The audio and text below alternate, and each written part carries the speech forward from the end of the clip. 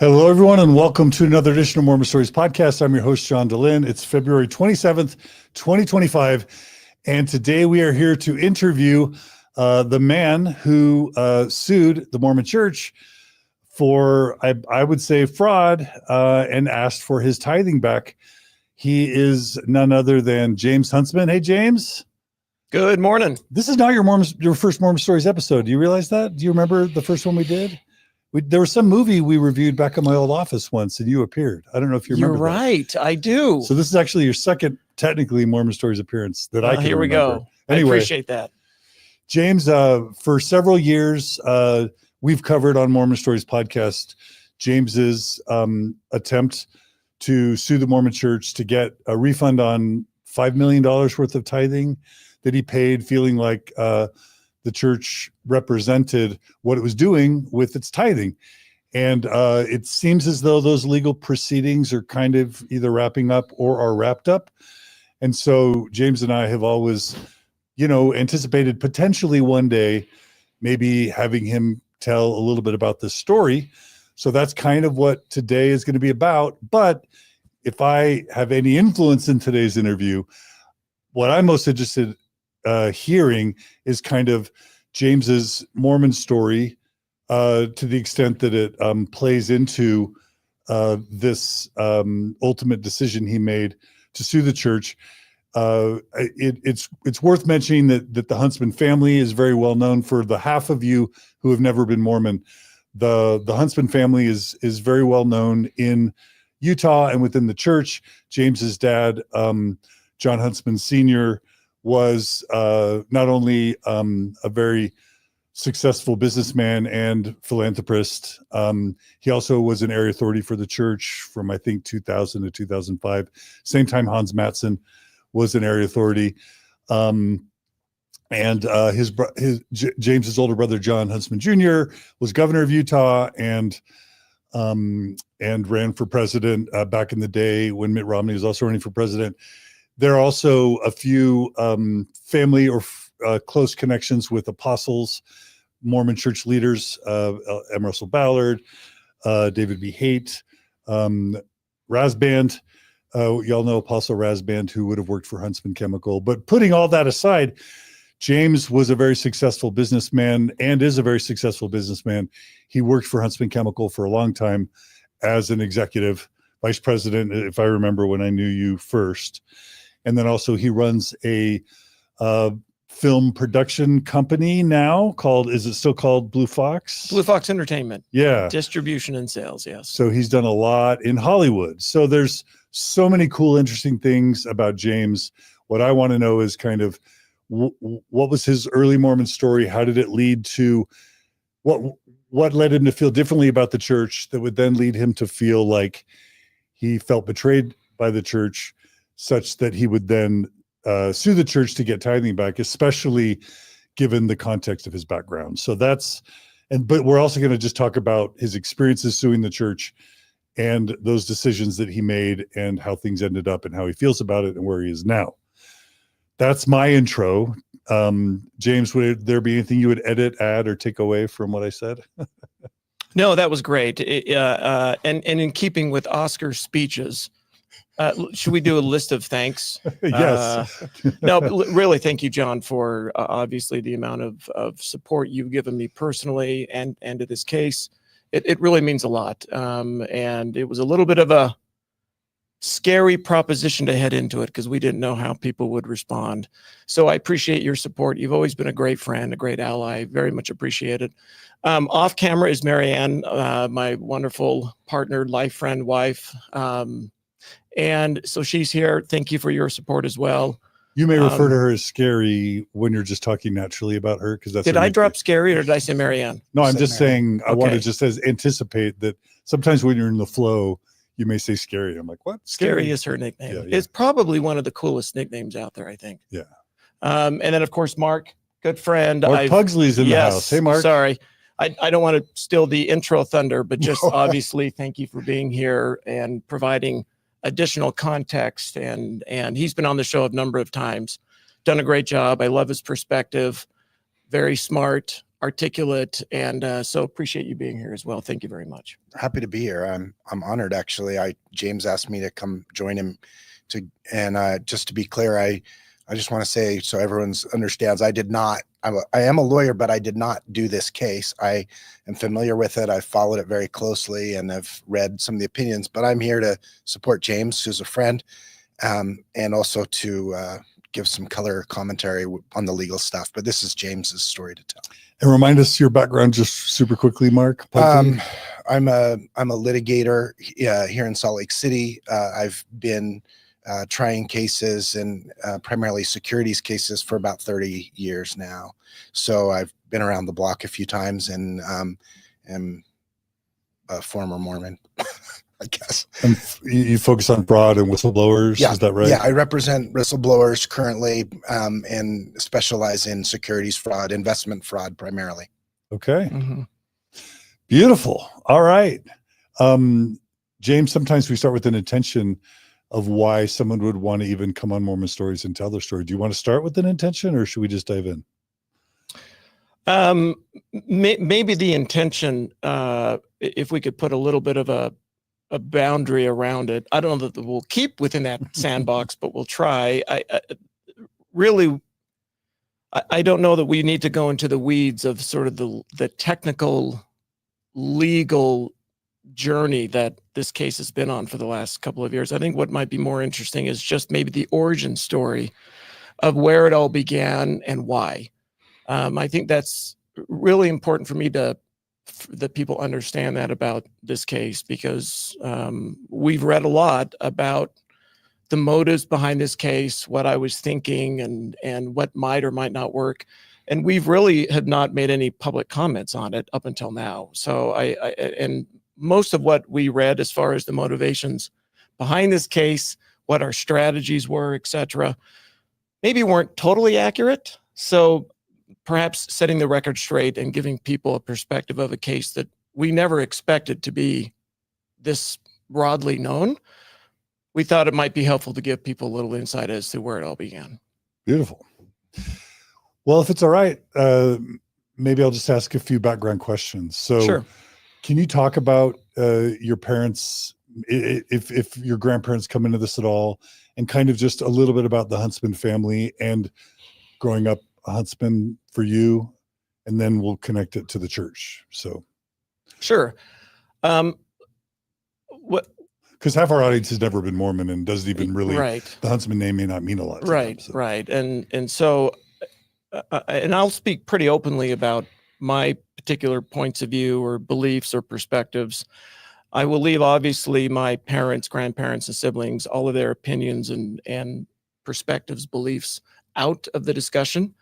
I will say that our family is very close. We always have been very close, and I think all of my siblings, we stand behind each other in every endeavor possible. This case didn't ever change that. It didn't separate us. It didn't bring us closer. We always have been, we are, and always will be a very close-knit family. And we're very protective of each other. And I would think we are very protective of what we believe is right or wrong. So when any of us venture out into the world of, shall we say, being a crusader, intended or not, that I would say the support of my family has been second to none. So very happy with that, and it means a lot. Okay, beautiful.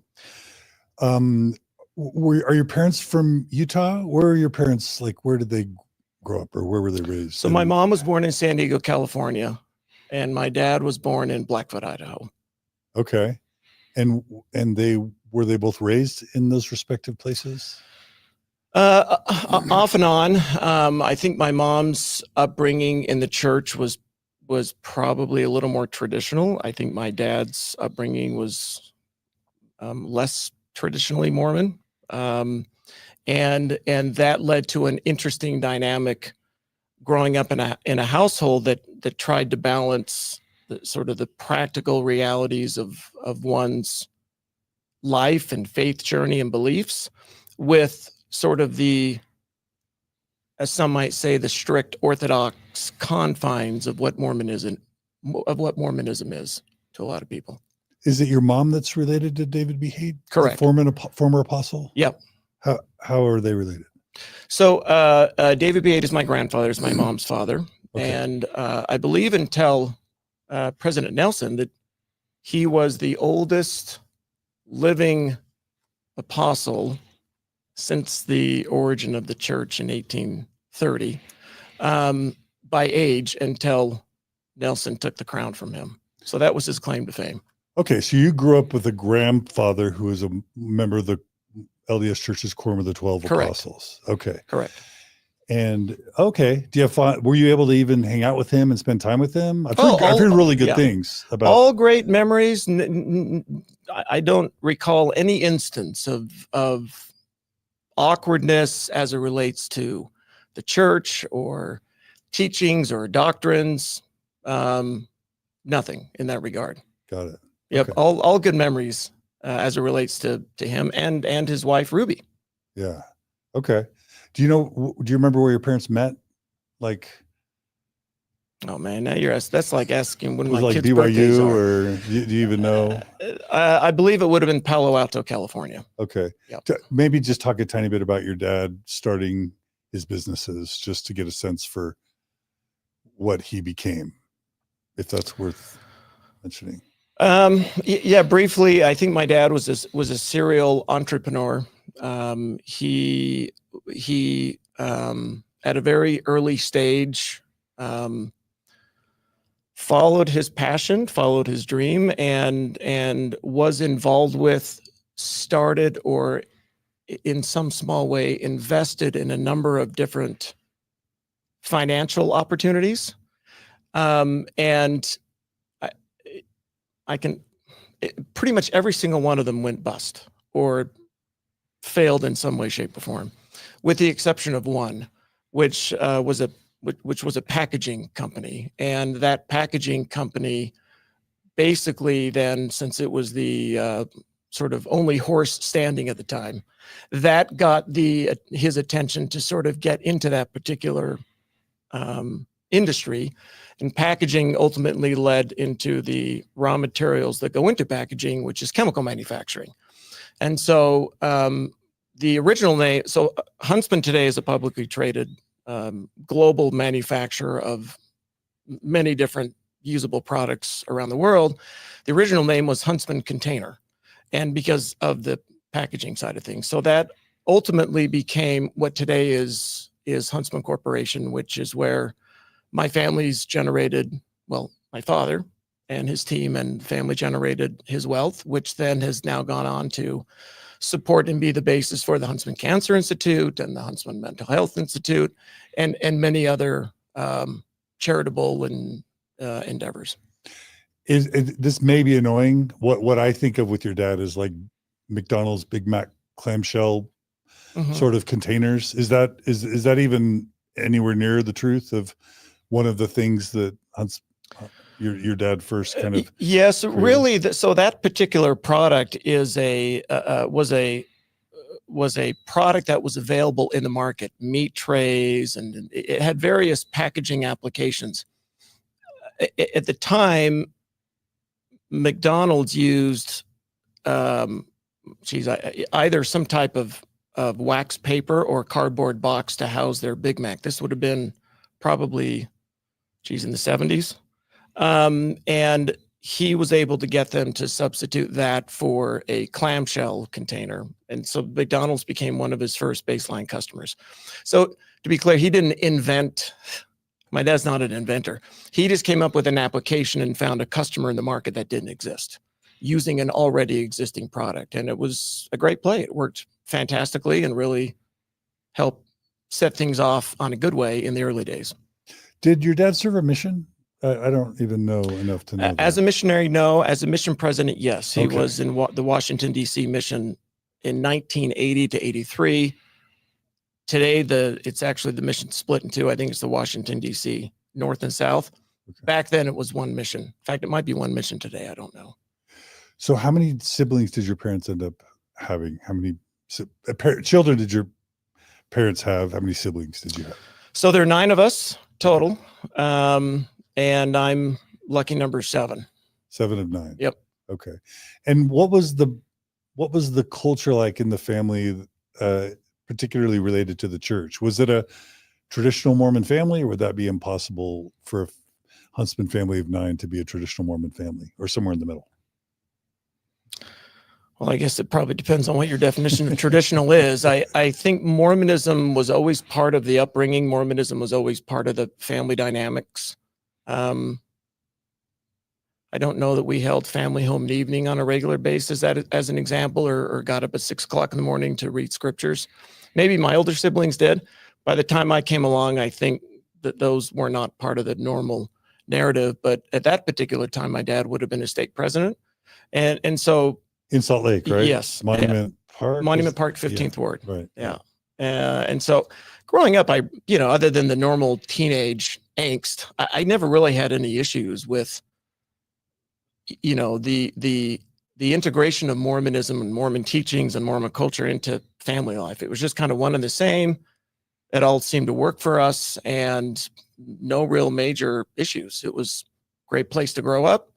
Parents provided a great loving home. And yeah. So if your dad's stake president, that means a pretty Orthodox, faithful Mormon family, or would you say it was not Orthodox in some ways? Like, no swearing, no R movies, no coffee, no tea, no tobacco, no alcohol, all the normal Mormon things. Was it pretty standard that way? Or that's quite a list. I would say some yes, some no. Okay. But it would have been pretty. I think that my parents struck a good balance where if you were to come into our home and you were a non-member, you would not feel like you're walking into Deseret Book. And conversely, if you were a member of the church walking into the home, you wouldn't feel like, boy, this family's not really towing the line. I think we tried to make an environment that was welcoming to everyone. That's nice. Mm-hmm. Okay. So in terms of your faith progression from childhood into adolescence, were you reading the scriptures, praying? Were you developing Orthodox beliefs, attending seminary, those types of normal faith-based, activities that a Mormon kid goes through in Salt Lake City in the 70s? I'd say it was mixed. As a teenager, you kind of explore different ideas and beliefs. I'd say before my teen years, yes, because that's kind of what everyone did in the neighborhood. So there's really not a lot of incentive to veer from that. Is this the avenues in Salt Lake? No? Above. Like saying no. Like above, what would you say? What's the legal technical definition? The foothill area, basically. Okay. Yeah. So up right south of the university. Yes. Okay. Hogle Zoo, in between. So right at the mouth of Immigration Canyon. And we're talking Highland High School kind of boundaries back then. Correct. Highland and East. We were sort of right at the boundaries of those two high schools. Okay. Got it. Okay. So in your teen years, you're saying exploring. Would you say by the time you're 18, you're a faithful, Orthodox, believing, devout Mormon, or not? Maybe late 18. Okay. Right. I went on a mission right when I turned 19. And I think that the sort of my personality, the lights are either on or off. And let's just say for a period of 16, 17, 18, the lights are off. As it relates to the church, with me, they're very much on. I had a terrific high school experience. And the opportunity and the mindset required, well, the opportunity and the mindset required to serve a mission meant that I had to sort of make a switch in relation to my relationship with Mormonism, which I did relatively quickly. I just felt it was time. High school days were over, and I, wasn't sure about university, and all of my older brothers had served missions. My dad was a former mission president. It was an easy decision to make to go on a mission in the 1990s. Was it kind of an 1990s? Yeah. So I went from 1990 to 92. Okay. So are you saying kind of for you, the mission wasn't this born out of deep faith and testimony sort of thing? It was more sort of what was expected? And then maybe faith and conviction came later? I don't know that I would use the term expected. For me, I just saw it as an opportunity that I felt was right for me at that particular time. I would say I'm an opportunist in nature, in my personality. And so when something comes along that, and look, that a mission was always lingering out there in the sort of in the background. But yeah, there were periods prior to that where in my mind, I'm like, I'm not going to serve a mission. I'm not committed to the cause. So there's really no point. But when I made that sort of mental and emotional change, and really look, serving a mission in the 90s is different than today. In some measures, some ways, it was a lot easier to get through the system to go. There really wasn't a screening process. It was just, hey, and given my father's position and our family's position in the church, I figured that my mission would be a good one, so to speak. Maybe there are less good missions, areas that people don't want to serve, but I ended up going to Central Germany. What a great mission in the 1990s, right when the end of the Cold War and the Berlin Wall came down. And I love history and military history, and I get sent to Germany. And my mission president was my dad's former first counselor in the state presidency. Like, what a great opportunity. Why would I skip that? So I had nothing else to do. And my mission was a great experience for me. But again, just to be maybe clear with what it might not be everyone's experience, and I get it. There wasn't this underlying pressure of you need to go or else. It was really framed for me, and I saw it as more of an opportunity. Okay.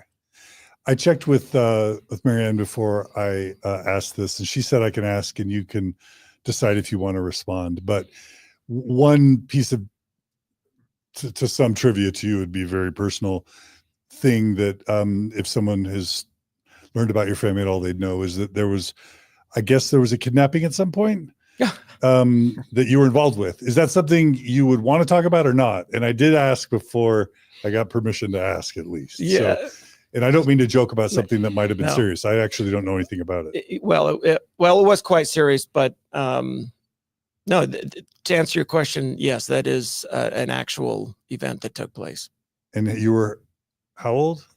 I was 17. Oh, so it was right a year or two before your mission. Yes. Okay. Yeah. Is there anything you would want to share about that, or would you prefer not to talk about that? Oh, I don't mind talking about it. Okay. It's a whole story in and of itself. I don't know that we have time to get into it because we need to. Sure. That's a great story. Looking at you. Yeah. No, it's a funny coincidence is that my little brother Nate, I think, was student body president of Highland High when that happened. Oh, really? Yeah. So you were in high school and you were there, Mark? I was graduated. I'm older, but Okay. my little brother was student body president at Highland High, and I think that was the same year. I'm not 100% sure. I'll get corrected, but I remember it vividly because I grew up in the same neighborhood, basically, that the Huntsmans did. Well, December 1987. Actually, John, this is a great date. December 7th, 1987.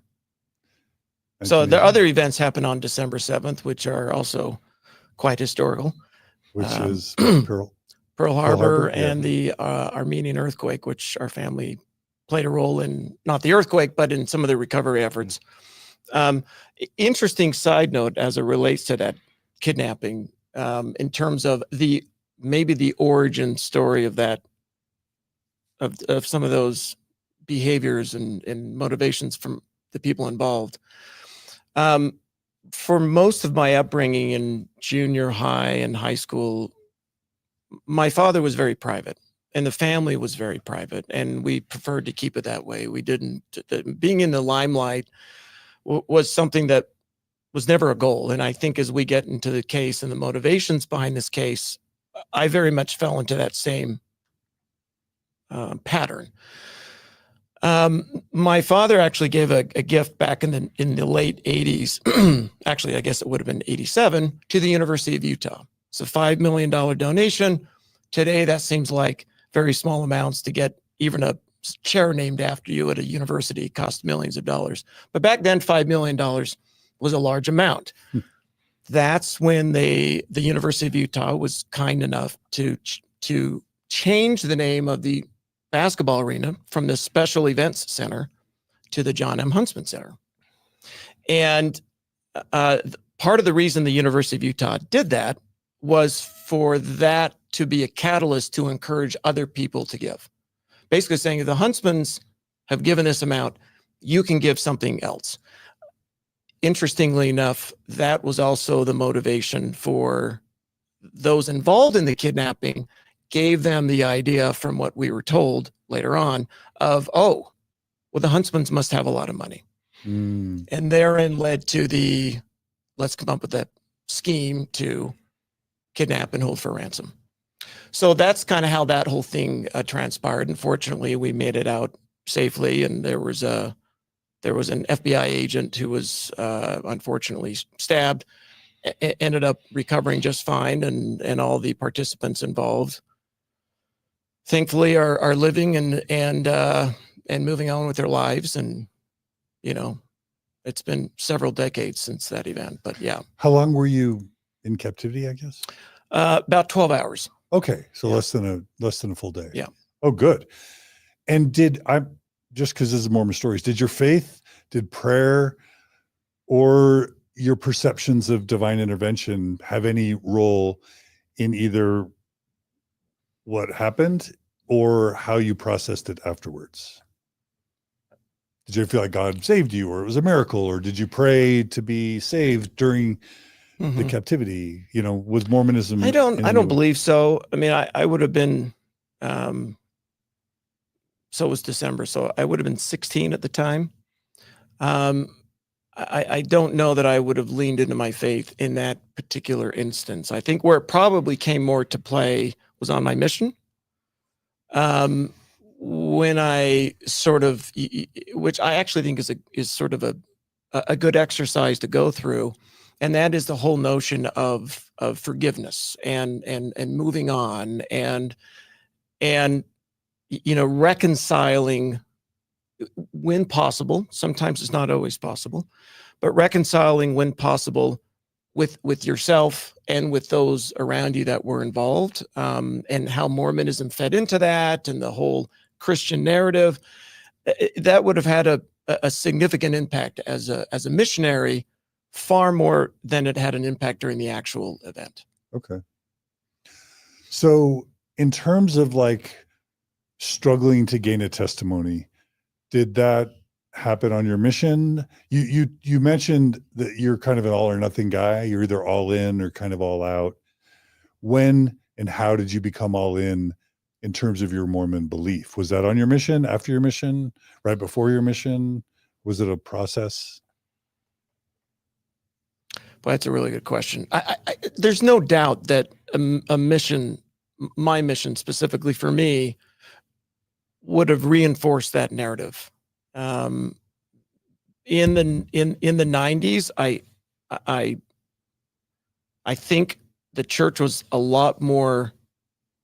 A lot more. So where I'm looking for, maybe bold in the proclamations of the one and only, and of being the religion and all in, and we have it all, and it's Hinckley saying it's either all true or it isn't.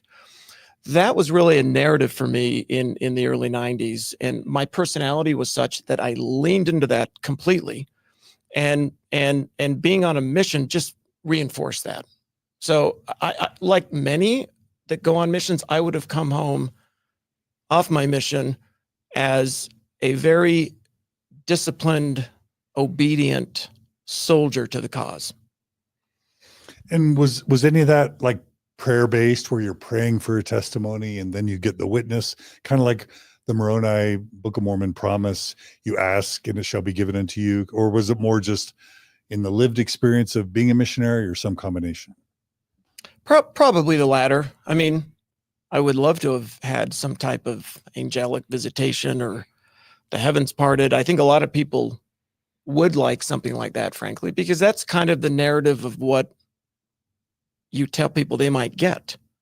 A divine intervention or a divine confirmation, I think in a lot of people's minds, including my own, is something that is really indescribable and quite fascinating in a number of ways. I think for me, it was probably like a lot of religious people out there that have some type of conversion, where it was simply just putting in the work and effort, and as a result, you gain to love and support the organization that you serve. And was just kind of the end result. Yeah. So no, unfortunately, I don't have anything to sort of say that there was some extra, I won't say terrestrial, or some event that would be atypical from what I really believe that most people probably experience as it relates to their religious conversions.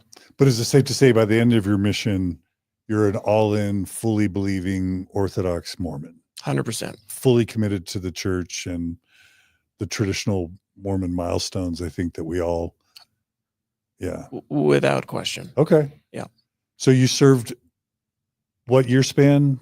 Did you 1990 to 1992. Okay. And I'm rusty on my history. So I Googled who was prophet when, and it looks like Hinckley didn't become prophet until 95. So it sounds like Ezra Taft Benson and then Howard W. Hunter would have kind of been the early prophets for you, and that Hinckley would have been very influential, but he would have become the president just right after your mission ended. Does that sound right? Yes, and not to sort of trigger controversy for listeners. Spencer W. Kimball was also a key figure in my family's relationship with Mormonism. When my father was a mission president in Washington, D.C., Spencer W. Kimball actually came to visit the mission. And there were some other experiences with him that sort of growing up, it was like Spencer W. Kimball, you know, and I don't know that got replicated with or duplicated. I mean, Howard Hunter was his tenure was very brief. A year or less. Yep. Yeah. He was actually in our ward growing up. So we were very close to him. My dad was very close to him. And then, of course, Ezra Taft Benson was largely ill during much of his, I was going to say presidency. And then you get to what many Mormons perceived and loved about Gordon B. Hinckley. You know, able to, walk into a room and handle interviews and do television interviews and do publicity and all these great things, which the prior leadership really shied away from for many, many decades. And now we have a situation here with him that was quite refreshing for a lot of members of the church. Yeah. And this plays into the lawsuit later, but because Gordon B. Hinckley was willing to go on 60 Minutes, willing to go on Larry King Live, willing to be interviewed by Time Magazine, we paid attention. Tell me if I'm wrong, but we paid attention to his public statements. Mm-hmm. Like either the church is all true or it's all false, or, like when City Creek is announced. Is that we paid attention to what Gordon B. Hinckley said. Yeah. And I think prior to that, the presidents of the church rarely spoke on the record. And I think since Gordon B. Hinckley, there hasn't been an equal to him as far as people going on the record. It just happened to be during this time where it was kind of the right people at the right time. And I think today with the internet the way it is and access to information, I don't think Hinckley could be as prolific today as he was say in the mid 90s. I just think there was just It's kind of a golden age. Yes, it was a very unique period of time, and he was the right guy for that message, and resonated with a lot of people. I remember being on, vacation, Marianne and the kids, and we would, we at one point schedule, make sure we're back in the hotel room to watch. Was it the 60 Minutes interview? It was like it was a big deal when he would do something. We would, you accommodate it, and you kind of are there and support it. He's also the one that decided to build the mall. Yeah. So it all dovetails. It all Yes. kind of comes together. He was very instrumental in kind of reshaping downtown Salt Lake City. He had a vision. At the time, Salt Lake City, where I was working at the time, was deteriorating. There was the Crossroads Mall was kind of a piece of junk. The ZCMI was almost empty at one point, if you remember. And he's the one that said, this is our place. We need to fix up the downtown. And that was his vision. He was instrumental in so many. I have very fond memories, same as James, of my childhood watching him. And now that we've talked about the mall, I'm thinking about the fact that I was going to mention that in some ways, whistleblower David Nielsen is kind of like an angel sitting on all our shoulders, because he's been a friend to you, James, correct? And to you, Mark. Yeah. And to me. And I don't think we'd necessarily all be here talking right now if in part it weren't for whistleblower David Nielsen. But as I'm thinking about Ensign Peak, wasn't it Gordon B. Hinckley that was instrumental in much of the formation to Ensign Peak and the church investments and what it became? I know Eyring was also part of that, but wasn't Hinckley an important part of the formation and growth of Ensign Peak? I mean, some of that, I don't know the exact history, but some of that may have been as much a product of what was happening to the portfolio. And at some point, someone in the church said, this is getting to be a lot of money. What are we going to do? We can't just keep this in the church anymore. We need to do something productive with the money. And, obviously I don't know the decision process in that, but they did decide to set up Ensign Peak at that point and move the money into a separate entity, which was a fateful decision in a lot of ways, because had they just kept it in the church itself, in the church's bank account, it wouldn't have made the kind of money that it made, I think, once they put it in the market. So, and it was growing exponentially. They were netting several $1 billion a year that they didn't need. And then what are we going to do with that? So they set up Ensign Peak. Right. Yeah. Imagine having a portfolio that you can establish in the early 90s with significant amounts of cash, no taxes, no donations going out, and that capital can just compound interest on itself. No wonder the growth was miraculous. And it was at the beginning of one of the great markets in history, and they rode it all the way up with substantial money going in, and it's all, it compounds in the stock market. Yep. So the church had fantastic timing, and luckily they had good cash flow. Yeah. And we're talking about Hinckley because he becomes an important piece of your story later. Is that, I mean, and of the lawsuit, correct? Okay. Yep. Okay. So you come off your mission from Germany, you're fully in with the church. Talk about, college, marriage, early family. To what extent did you just hop on the Mormon train, as I like to refer to it, and just check off all the milestones as you went along? Yeah, great way of saying it. Got on the Mormon train, came home off of my mission, met Marianne. Amazing situation there. Where'd y'all meet? University of Utah. So you went to the U. University of Utah. Were you a Greek? Were you? No, I wasn't. Okay. Marianne was, but Marianne was. Yeah, I didn't get in. I was. Your brother was. Yeah. See, I've always been fighting from the outside. I never.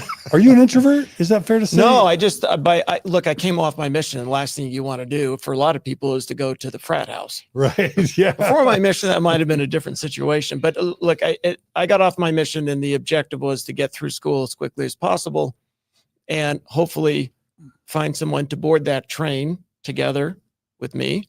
And at this time, much like, I guess, Ensign Peak, Huntsman Corporation was growing as a company. My dad was having a lot of success. The family was having a lot of success. And it really was an opportunity to go into the family business and work with several of my siblings. What a great opportunity. And so those opportunities were outside of the state of Utah.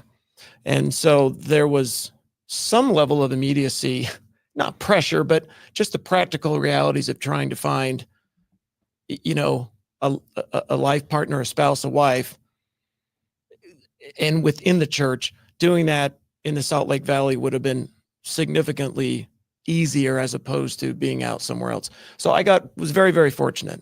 And what are 3 things you loved about Marianne? Well, I can start getting emotional if you ask those types of questions. That's not terrible on Mormons. This is Mormon Stories. 3 things. Well, smart, strong, and sexy. That's awesome. Those are great. I find her to be very kind, and I'm sure the list would be very long. It's quite a long list. That's why I paused to say, it's a tough answer. We do. And, and again, we were very fortunate from the standpoint that we found each other. We connected on many, many levels. And I don't think we even had a strenuous disagreement for a decade. Like it was just, and again, it wasn't the church. I thought maybe it might have been the church that the relationship was so great, but after, obviously after we exited Mormonism, the relationship was still there and it was still great. And it was built on mutual love and respect for each other and just a level of connection that I think we would both individually say that we were very fortunate in that regard, because that's not always the case. Were you all temple married? Oh, come on, man. Yes. Salt Lake City? Yes. Or DC? Which temple? Salt Lake City. Okay. Our vacations were, where's the nearest temple so we can go do a session? Oh, we were that couple. So when y'all got married, it was like, we're doing the Mormon thing all the way to the end sort of thing? Yes. Yeah. Okay. And I would say jointly, right? Like it was both, I think it was really equal in our desire to do that. I don't get the sense that I was ever pulling her nor her me. It was very much of a mutual, let's do the Mormon thing because that is what we want to do because it is the right thing to do. Yeah. So she came to the marriage fully Orthodox, believing and committed to the church too. Yes. Yeah. Okay. Beautiful. Okay. So did you both finish at the U? Where did life take you? How did kids come along? How did kids come along? Did you go to grad school? Here's how that happened. No, I went to the University of Utah and just got my undergrad in history. History. Yep. Was there a part of history you were interested in specifically? Military history. Oh, wow. Yeah. Like World War II? Yep. So Germany, again, that was like the perfect mission for me. So World War I and II. Yeah. But did you know the Germans were involved in World War I? I'm kidding. I'm like, really? And then thereafter it was immediately into Huntsman Corporation and into the family business. Oh, okay. Did you do grad school? No. Okay. You didn't go to, okay. I'd say I got it at work. Yeah. Oh yeah. Yeah. Mm-hmm. Okay. So, how many kids, if you want to share, and like, what was it like juggling work and family and church in those years? And what did the church mean to you and your family with Marianne and your kids? It's a lot, but I don't know that our objectives would have been any different than, so I'll just use the words, a traditional orthodoxy family. We, attending church was, I'm looking over at Marianne in case I'm missing something, but attending church was always not a question. You go to the 3-hour block, you go to your meetings, with a young family, it's hard to read the scriptures because could be one of the boringest books in the world for young children. But, you read the family scriptures, you try to incorporate some element of Mormonism into the daily routine, blessing on the food. And when you're driving by a temple, it's, tap the brakes in the car and have all the kids look at the temple out the window. Any opportunity to introduce and reinforce Mormonism in our upbringing was just the norm. Yeah. I don't feel like we were trying to force it. It was just, look, we loved Mormonism growing up, and we were proud to be members of the church. And so to have children that we could share that experience with was no obligation on our side. It was an opportunity, and it was a pleasure to do so. So family prayer, family scripture study, and home evening when possible, all the callings for both of you, young kids, that whole thing. Yep. Callings. Yep. Right across the board. Yep. Okay. And was most of this in Texas then? And because I remember that's where I first learned about you, was when you were in Woodlands, which is near my hometown. But like, was most of your time with Huntsman Chemical in Texas, or? Yes, most of it was in Texas. There was a period where we lived abroad, but the lion's share of it was 23 years with Huntsman Corporation, and most of that was 15 or plus was in Texas. Did y'all like Houston area? I'm a mountain guy. It's hot and flat and humid, right?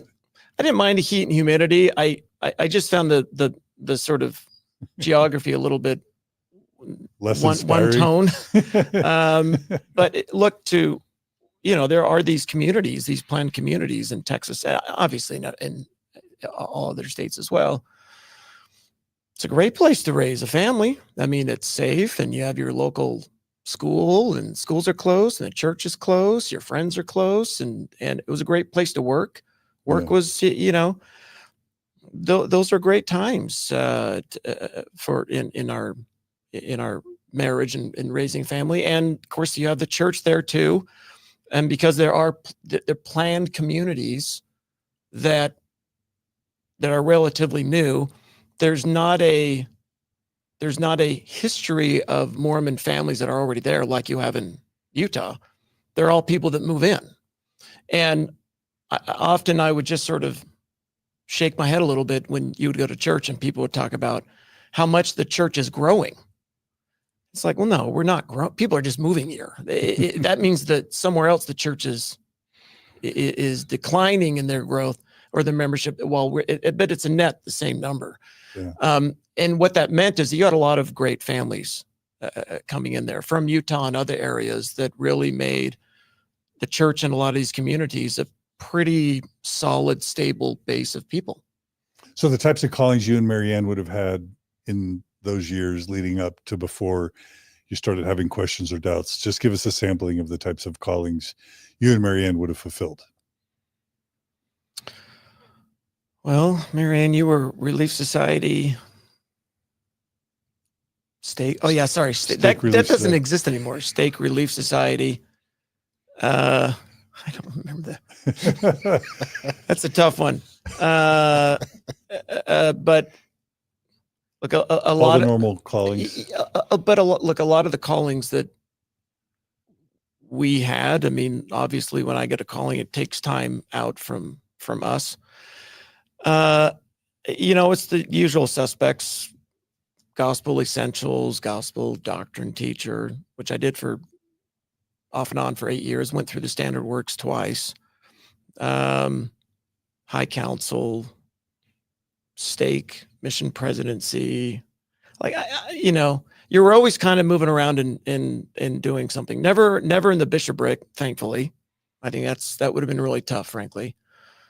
Don't know how we would have responded to that one back in the day. Early on, yes, but later in the marriage, I think just the practical time commitments that calling sometimes can require. I don't know that would have worked for us. So, but it never came along. So never had to deal with that one.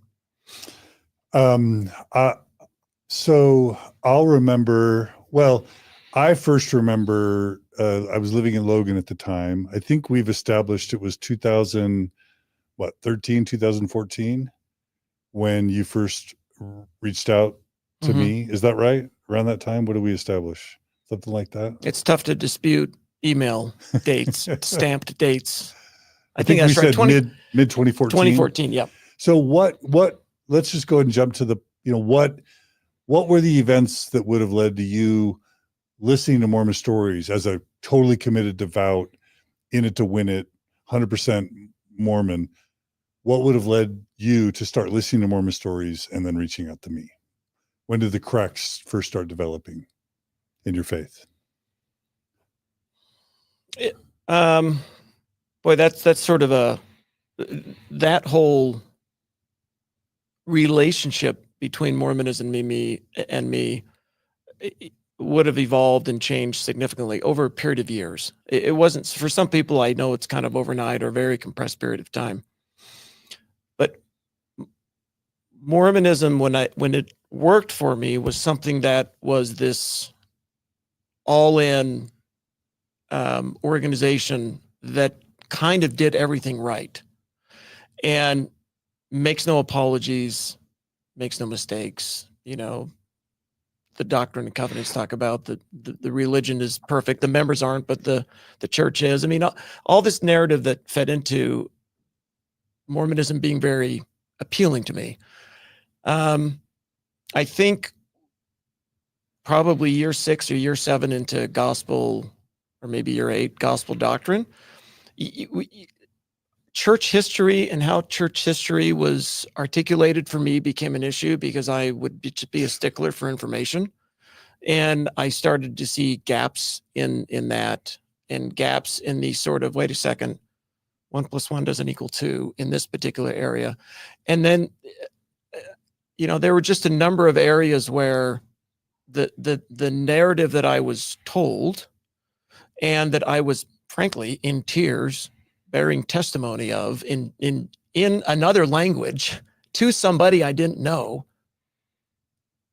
several years later being told, actually, that's not what had happened. It was something else, but don't worry about it because we made a reference to that particular issue in the Friend in 1972. Like, that for me was a cop-out. And when that started happening more and more and more, this sort of all-in religion didn't work for me. Again, it can work for others. And again, no disrespect to anyone's relationship with Mormonism and how they frame it, how they do it. That's totally their business. But for me, it was an all-in situation. So when those cracks started to appear, that was significant for me because Mormonism for me doesn't have cracks.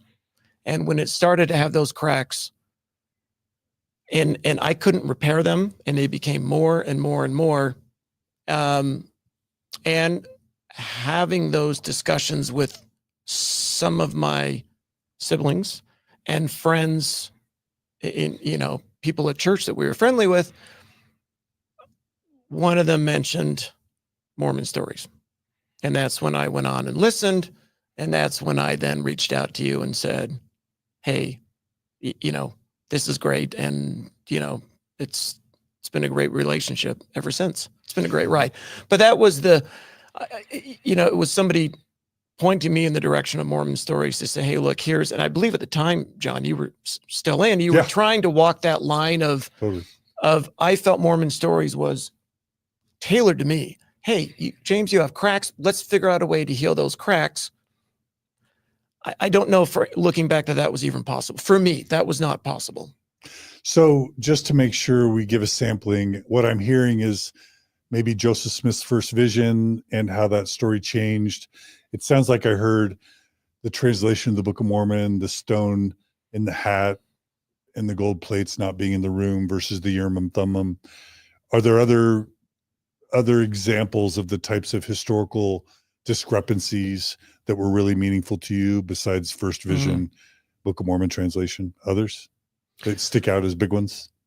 I would maybe look at it from a different context and say, for me, it became, is there a historical narrative or a doctrinal narrative that actually hasn't changed and hasn't been altered? In my mind, they all have.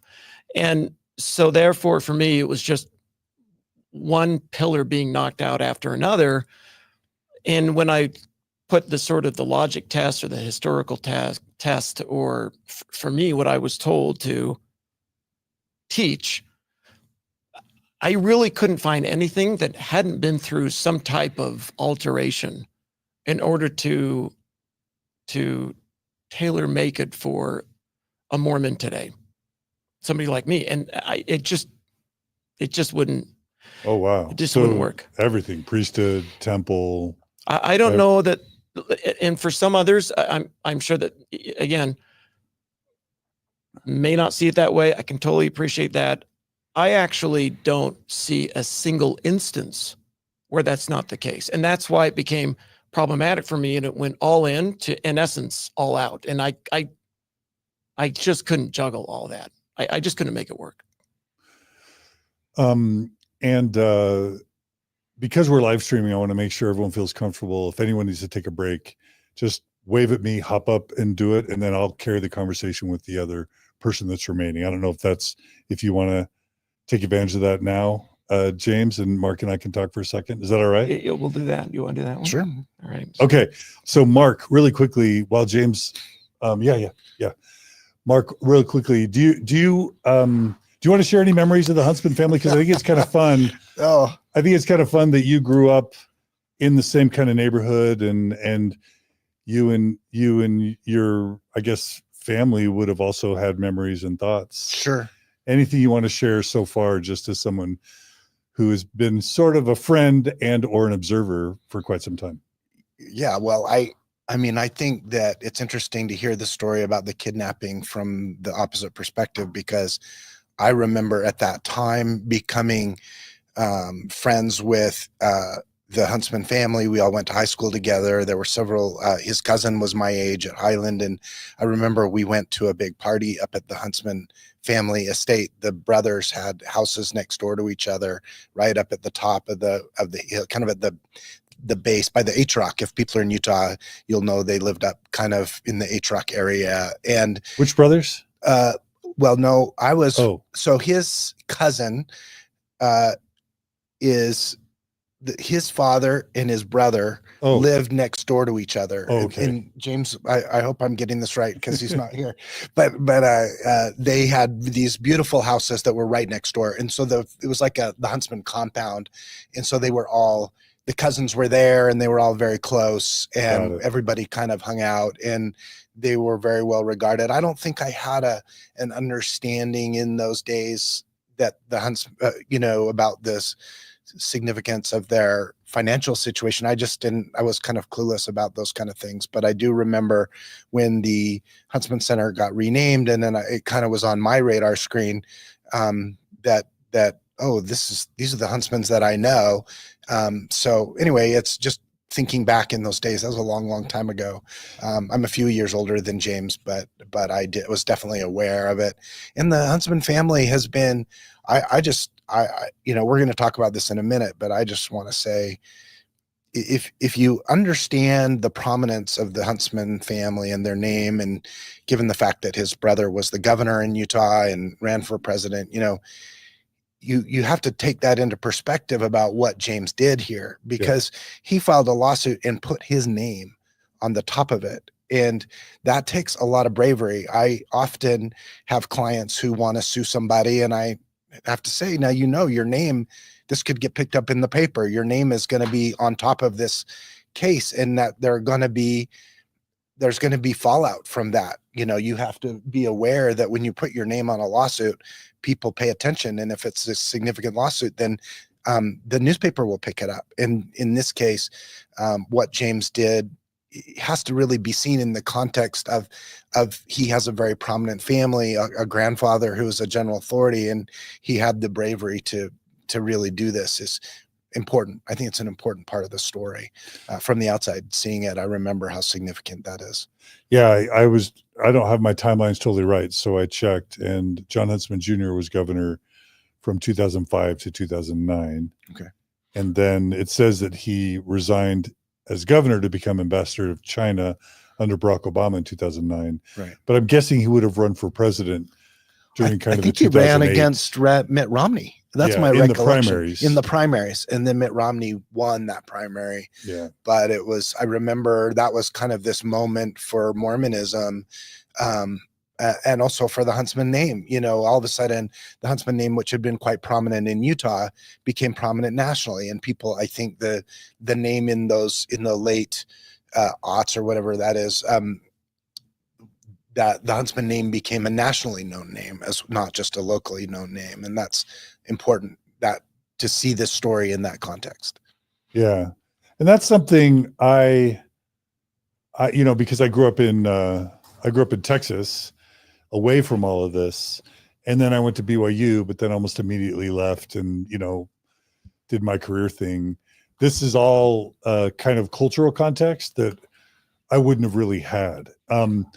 And John and James, now that you're back, well, I don't think necessarily you had any intention of coming on and talking about kind of your backstory. Two reasons why I think it's really important is to establish what I think was often challenged in the lawsuit, which was your sincerity, that you really felt like you were betrayed or defrauded. And for me, it's essential to establish that you were an all-in, fully Orthodox, 100% true blue believer who believed in the full truthfulness and divinity of the Church of Jesus Christ of Latter-day Saints. And when you considered Gordon B. Hinckley to be a prophet, when you raised your arm to the square to sustain him, you believed he spoke with God. True? Exactly. Yeah. Yes.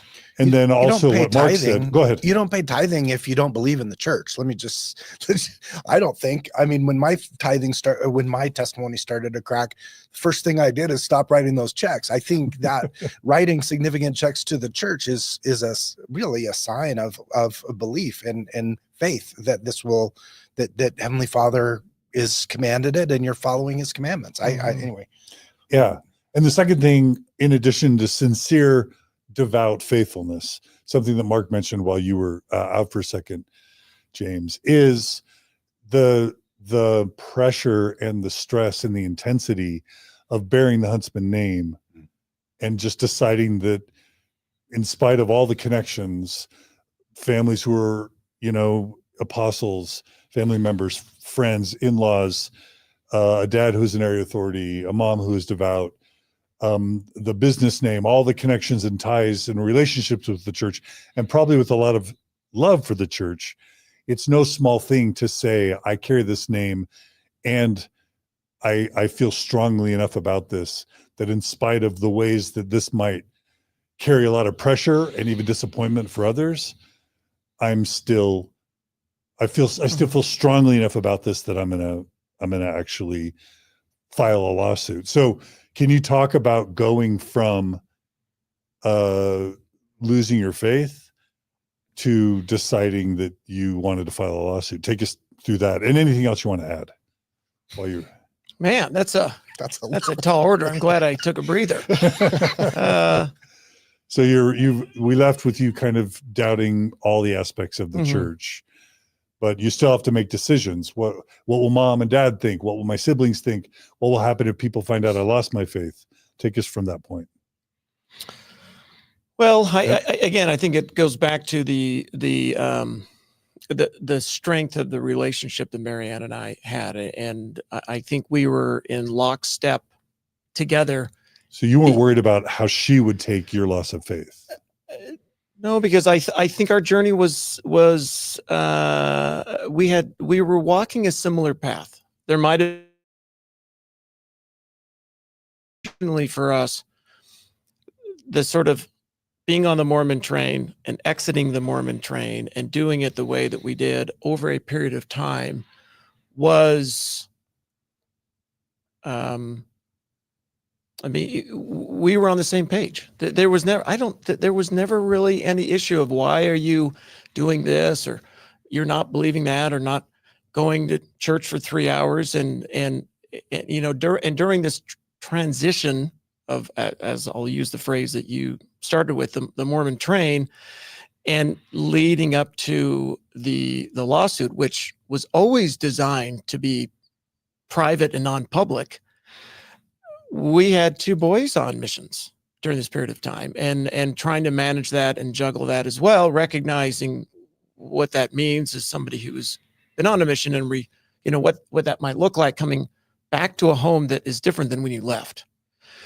So those were all pieces that we were sort of juggling with this, and always the intention was, let's not break glass. Let's create an environment where people in and out of the church feel welcome in our home, much like my parents did, much like with Marianne and her family and her great parents. Like, we wanted to continue in that trend, and the impetus for the lawsuit.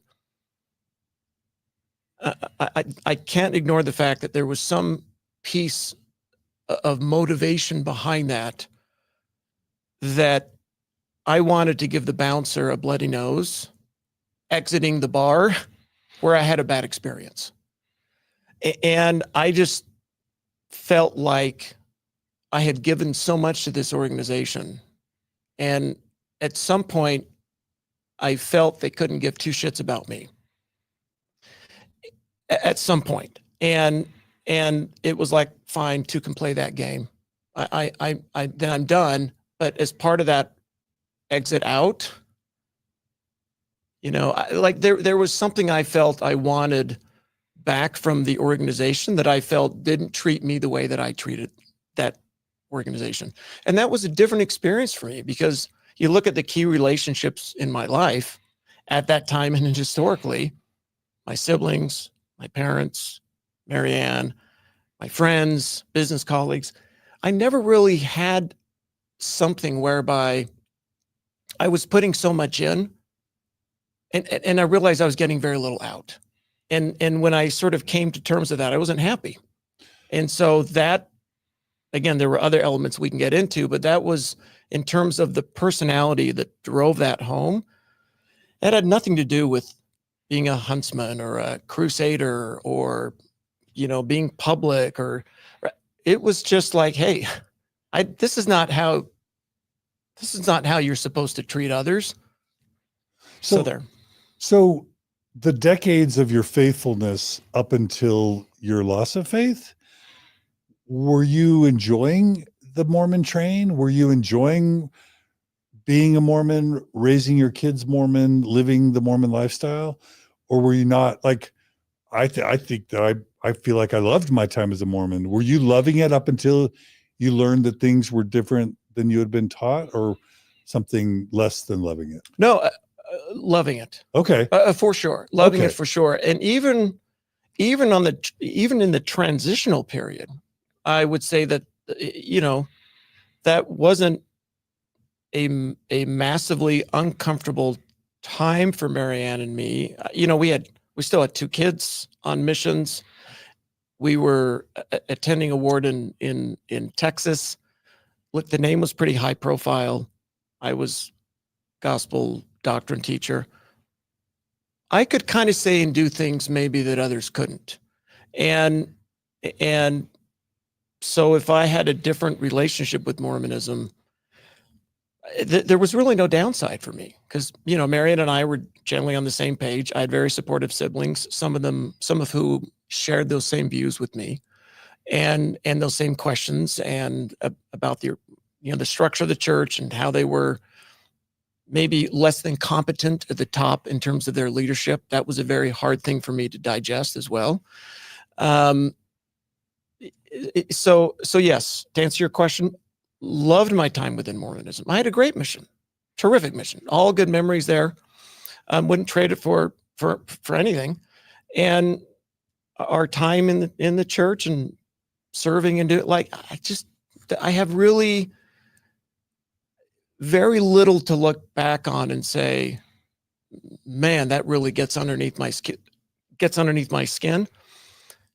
Up until this period of time where I felt, man, you mistreated. Yeah, I'll give you a little bit of leeway, but come on, now this is over and above. And then the whistleblower documents come out. Like, I just thought, man, I wasn't happy, and that was my way to express my dissatisfaction. Hey, John, can I push back a little bit on that? Because I just have a question. James said I can push back on him if but I mean, yes, you're in a unique position. Yes, you are able to do this, but to say that there wasn't a downside isn't true. I mean, there is a big downside, and there's a social cost that you, I'm sure, paid. Any of us who leave the church that have somewhat prominent families in this town, we pay a social cost. In it, you lose friends, it impacts your family relationships, it impacts your friendships. And I mean, how is it really true that you didn't think there was any downside to you? Well, if we go back to the sort of the genesis of the litigation, which was a demand letter, the demand letter by design was non-public. I didn't even tell my siblings. So really it was Marianne and me coming to terms with that, of what that meant. And I mean, we mentioned it to our children, like, hey, here's kind of what's happening. We just didn't expect there to be, I hear what you're saying, in the social cost of exiting Mormonism. Yes, that's a real thing. I mean, let's just say it's a real thing. And I'm not dismissing that. I'm just saying in this case, the motivation behind it and when it became public the way that it did was a little bit of a surprise, because that was never our intention. I see. And so we got into it with, hey, Marianne, are we good with this? Because we're probably the only ones that are ever going to hear about this. So before we jump into the litigation and the things that really upset you, when you and Marianne were both really struggling with the ends of your faith, were you able to talk to your dad about your doubts and questions? Were you able to talk about grandpa hate? Mm-hmm. Were you able to talk to brother, Elder Rasbanda? He probably wasn't an apostle back then, but like, could you take your doubts and questions with access to the highest levels of the church, right? I'm sure your dad could have gotten you an audience with whoever was prophet or president in 2014. I guess that was Monson by 2014. Mm-hmm. Were you able to take your doubts and questions to apostles, prophets, high-level church leaders, and at least try to have some sort of discussion to help save your faith, basically? I don't think I was looking for my faith to be saved. No? No. Why? Why wouldn't you use I'm not doubting you, but like, Right. I'm thinking about me. Right. If I could have talked to an apostle, which I did, I talked to Elder Holland twice, like I did, like, I'm curious why you wouldn't want to turn over every stone. John, are you talking about the time frame when he's losing his faith, or the time frame when he's threatening the lawsuit? The first. Okay. Because so at some point you got upset. You loved the church for a couple decades. You found out that there were things that weren't true. Then you're in this point of like the dark night of the soul. Marianne's on board. I'm wondering whether you had any opportunities or interest in trying to get those issues resolved before then the tithing stuff occurred to you. Right. Yeah. Or had you already just figured it all out and didn't? Well, maybe I can answer that question with the question. Okay. I would say that the reason I wasn't looking for a resolution from them is because I think I knew what the outcome would have been. And any time publicly or in a recorded message, or anytime church leadership attempted to resolve any of these issues, it never works. And they either don't have the tools to answer the questions of their members, or the answers aren't there, or they don't listen. Like, all just the classic telltale signs of leadership not being able to deal with a particular issue. And when I looked at the leadership of the church at a local, regional, and national level, and global, but largely it's not. I mean, all the leadership here is, they're kind of all beat to the same drum. They probably give you all the same answers. Their experience with Mormonism is largely similar. I wasn't under any illusion that they had some silver bullet that I wasn't. We started out this podcast with, I was fortunate enough growing up and having a number of relationship connections with the hierarchy of the Mormon Church. I knew they didn't have the answers to my questions. And so going down that path, and there were audiences that others facilitated on our behalf where Marianne and I went to talk to people. I went to those, but they weren't driven by me because I knew that they weren't prepared to address these issues, in my opinion. And I think that looking back, I don't think my opinion on that has changed. Wow. So even while you were going through your faith crisis, you had had enough exposure to the highest levels of church leadership where you were pretty confident that trying to resolve those issues with them would not have really borne any positive fruit. That's what I'm hearing. Did I get that right? Honestly, I would have probably felt sorry if a bishop or stake president came in and tried to resolve my issues, because they would have left probably worse than when they came in. That's just kind of how so I'm like, why do it? So yes, to answer your question, I didn't have any confidence that they could have resolved those issues. As an organization, they've tried with the essays. How many? I think there are 15 essays now or whatever. You read through those essays and really, like, to me, it just wasn't, I didn't think they had the ability to deal with those issues. And again, keep in mind, I'm coming out of out of corporate America. Okay. I'd been there for 2 decades within Huntsman Corporation, and my brother was the CEO. Before then, my father was the CEO. And I would say that I had a lot of respect for their ability to run a company, to organize leadership, and to put processes and a strategy and a business plan in place that wasn't perfect, but was seconded. Like, it was very, very good. And I grew up in that environment of, when there's an issue, when there is a problem, this is how you fix something. This is how you deal with a union who isn't happy with, their work environment. For 2 decades, or a public scandal that comes out. Yes, right? Yeah. Or you have an issue with the SEC or with OSHA or regulatory agents. That's part of running a large company in corporate America, and there's a way to do that correctly. Do you want to share just a couple points? Because we would contrast that with how the church handles these types of things.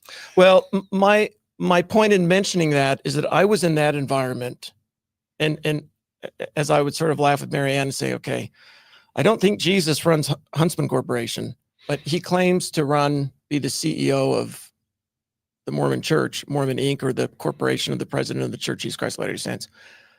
How is it that when I compare the 2 organizations, that one of these organizations appears to be very well run, organized, and structured, and the other one is just like barely above average on a good day? And that would be, in my opinion, that would be Mormonism. And so that, John, is part of I don't mean to diminish local leadership or regional leadership or global leadership, but I had been in both organizations for decades and seen them at all levels. I knew what I was dealing with, which again goes back to why I thought I had so much confidence sending a demand letter in, because I thought any sane, competent, well-run organization that knows my family and knows me well enough would want to get us out of the way as soon as possible. That frankly was part of my logic, which is why, again, I didn't mention to my siblings. I thought it would be something that would be done and dusted, and I could handle with the church very privately and confidentially. So really quickly, to just put a fine point on this, when you paid your tithing, what did you think it was going for, right? During those 2 decades leading up to the lawsuit, just to establish that. What I think it was going for is what was referred to in the manuals and general conference and everything else. Missionary fund, fast offerings to those in need. You have the tithing slip and all the different buckets. Excuse me for living. I just thought that those buckets meant that that's where the money was going. So build buildings, build temples, missionary work, feeding the poor. Yes. And this narrative that I was this savvy businessman, that I should have figured out that if the church said money was going to bucket A, and in fact it was going to bucket B without telling me, I don't know how I'm at fault for that, but I guess I wasn't that savvy. When did they add the language to the bottom of the tithing slip, John? Do you know the timing of that? I think it would have been when I was living in Logan. So sometime between 2004 and 2015. Yeah, probably. Was that closer. pre-whistleblower? Oh, The yeah. tithing slip yeah, alteration. I think so. Yeah. That's my memory. I think so. And tell us what that change was, Mark. Well, they put some kind of small print on the bottom of the tithing donation to say that, you know, We can use the money however we you want. can put it in your bucket all you want, but we're not going to pay any attention to that, and we can just use the money. And because I remember as a kid, when my parents fasted, when our family fasted, we would literally try to figure out, okay, how much money do we put into our fast offering bucket this month? Because it was supposed to be the money that we saved on food, I guess, was going to be our fast offerings. And we thought that was a separate bucket, right? We thought fast offerings were going directly to the needy, or to the bishop storehouse, and that tithing was going to the operations of the church. That's what I always thought. And it wasn't until much later that I think anyone realized that none of that it was all a fiction. You know, the money's all commingled. There's a word that we're going to talk about when we get to the lawsuit, and it's commingled. And commingled means it's all in one account. We don't, you know, and we don't know all the details of what the different accounts were, but at the time, I think the church realized, well, we're really not using this in the way that we're telling people that we are. And so we better put this special some lawyer wrote this language for the bottom of the tithing slip to say, we're going to use your money however we want, basically. Would you have remembered? So I'm seeing that the City Creek Mall, which factors into this, was announced in the October 2004 General Conference by Gordon B. Hinckley. Would you have remembered the announcement about the mall? And would you remember how you would have felt about the mall? And what you would have felt, how you would have felt as a businessman, the mall would have likely been funded. Does that make sense? Mm-hmm. Yeah. I would have approached that situation exactly as it was articulated to me, which is tithing is going here. To the things we just discussed. Yes.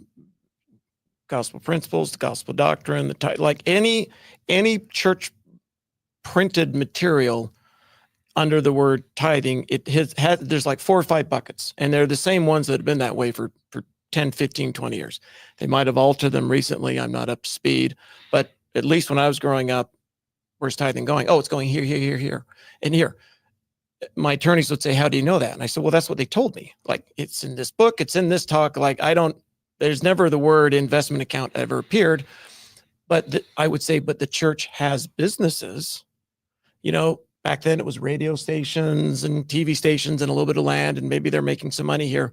Insurance, beneficial life. Those would be entities that would be funding yet another business. And if that's how they choose to spend, then terrific. You know, no issues with that. Although, in my opinion, that's, according to the documentation that we've seen, that actually is not what they did at all, even remotely close to it. So back in the day, yes, I would have thought, here's yet another example of the big, wonderful, true, wealthy Mormon church. Even though we have to clean our own chapels because we can't afford a janitor, and do our own gardening out in the chapel, you got to ruin your Saturdays to go out there and do it. They have all this money, but they're going to use it to beautify the city and build a mall. And if that's all coming from business ventures, so be it. I just took it for the face value that it was given to me. So was it your understanding when Hinckley made that announcement that he said no tithing funds will be used for the mall? Is that what you would have understood? I think he said that later. My recollection, just looking at the lawsuit, Hinckley? the timeline, Hinckley. I think that he announced the temple. I'm not sure. Was it 2004 that he actually said that? Because there was pushback. No, I don't know. It was later, is my recollection, and I can be corrected, but that he announced the mall in 2004, but the mall didn't really happen for a number of years. It was like 2011, 2012. It took time for them to put together all the real estate and get the plans done. And at the time, I think people did start pushing back. And there was a reason he got up in conference and said, let me reassure. Yeah, let me reassure you, because there was pushback and people were like, well, why is a church building a mall? That seems weird. That's not really what churches do. People outside of the church thought it was very weird. You're building a mall, not a church. So I think that pushback was why he got up and made that announcement that no tithing money is being used to build the mall. And but you know, my timeline may be a little bit off. I've got some of it in here. That sounds directionally accurate. Yeah. Okay. And it was that second quote that really became, in my case, the sort of key piece of evidence that really was the basis for 3 years of arguments. Yeah. Was that quote. And we'll get into it, but most of my case was just sitting and waiting. And so I was on appeal throughout all that time. And yeah. Let me correct, because I was wrong. In 2003, President Hinckley, in the April 2003 General Conference, said, this is the quote, "We feel we have a compelling responsibility to protect the environment of the Salt Lake Temple," meaning the area around the temple. "But I wish to give the entire church the assurance that tithing funds have not and will not be used to acquire this property, nor will they be used in developing it for commercial purposes." And then he talks about where the money will come from the real estate development arm. So I was wrong. It was right off the bat that he said, we're going to build them all, but don't worry, we're not using tithing to do it. And if Hinckley had said, hey Mormons, thank you for all your tithing. We're going to build a multi-billion-dollar commercial shopping mall with your tithing. Do you imagine how you might have felt about that and about paying tithing? You just laughed, Mark. Well, I mean, it's like, what are churches doing building malls? Why are churches building, owning most of the real estate in Florida? I mean, it makes no sense, but they have so much money and they don't know what to do with it. So anyway. And James, if Hinckley had fictitiously said that, would that have been do you imagine that would have been a problem for you? I think that would have been an issue, not only for me, but for a lot of members. Because I don't think my perception of how the money flowed within the Mormon Church was any different than the vast majority of members, because I think the vast majority of members, tithing was going to where the church said it was going. And you said in that quote that Mark just read, funds will come from investment properties and other businesses, which we now know that actually didn't happen either. So it would have been a significant public relations issue, I think,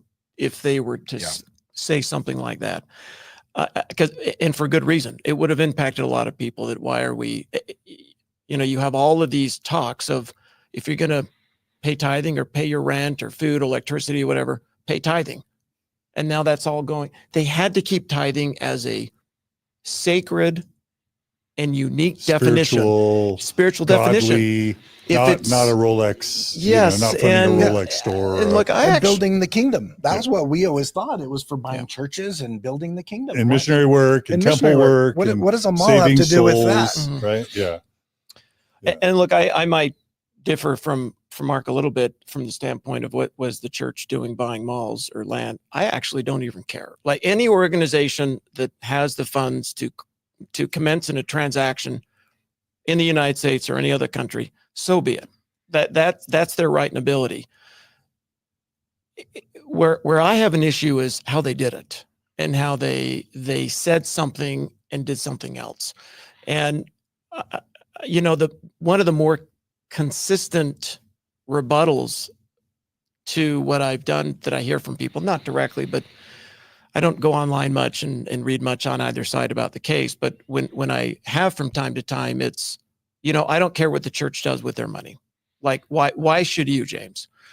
And pardon me, I can sympathize with that. Like, I don't really care what they do with their money, so long as it abides with the law. You might not care about a lot of things an organization does, legal or illegal. But if it's against the law and it affects somebody in a negative way, then they have the right to take action, which is what I did.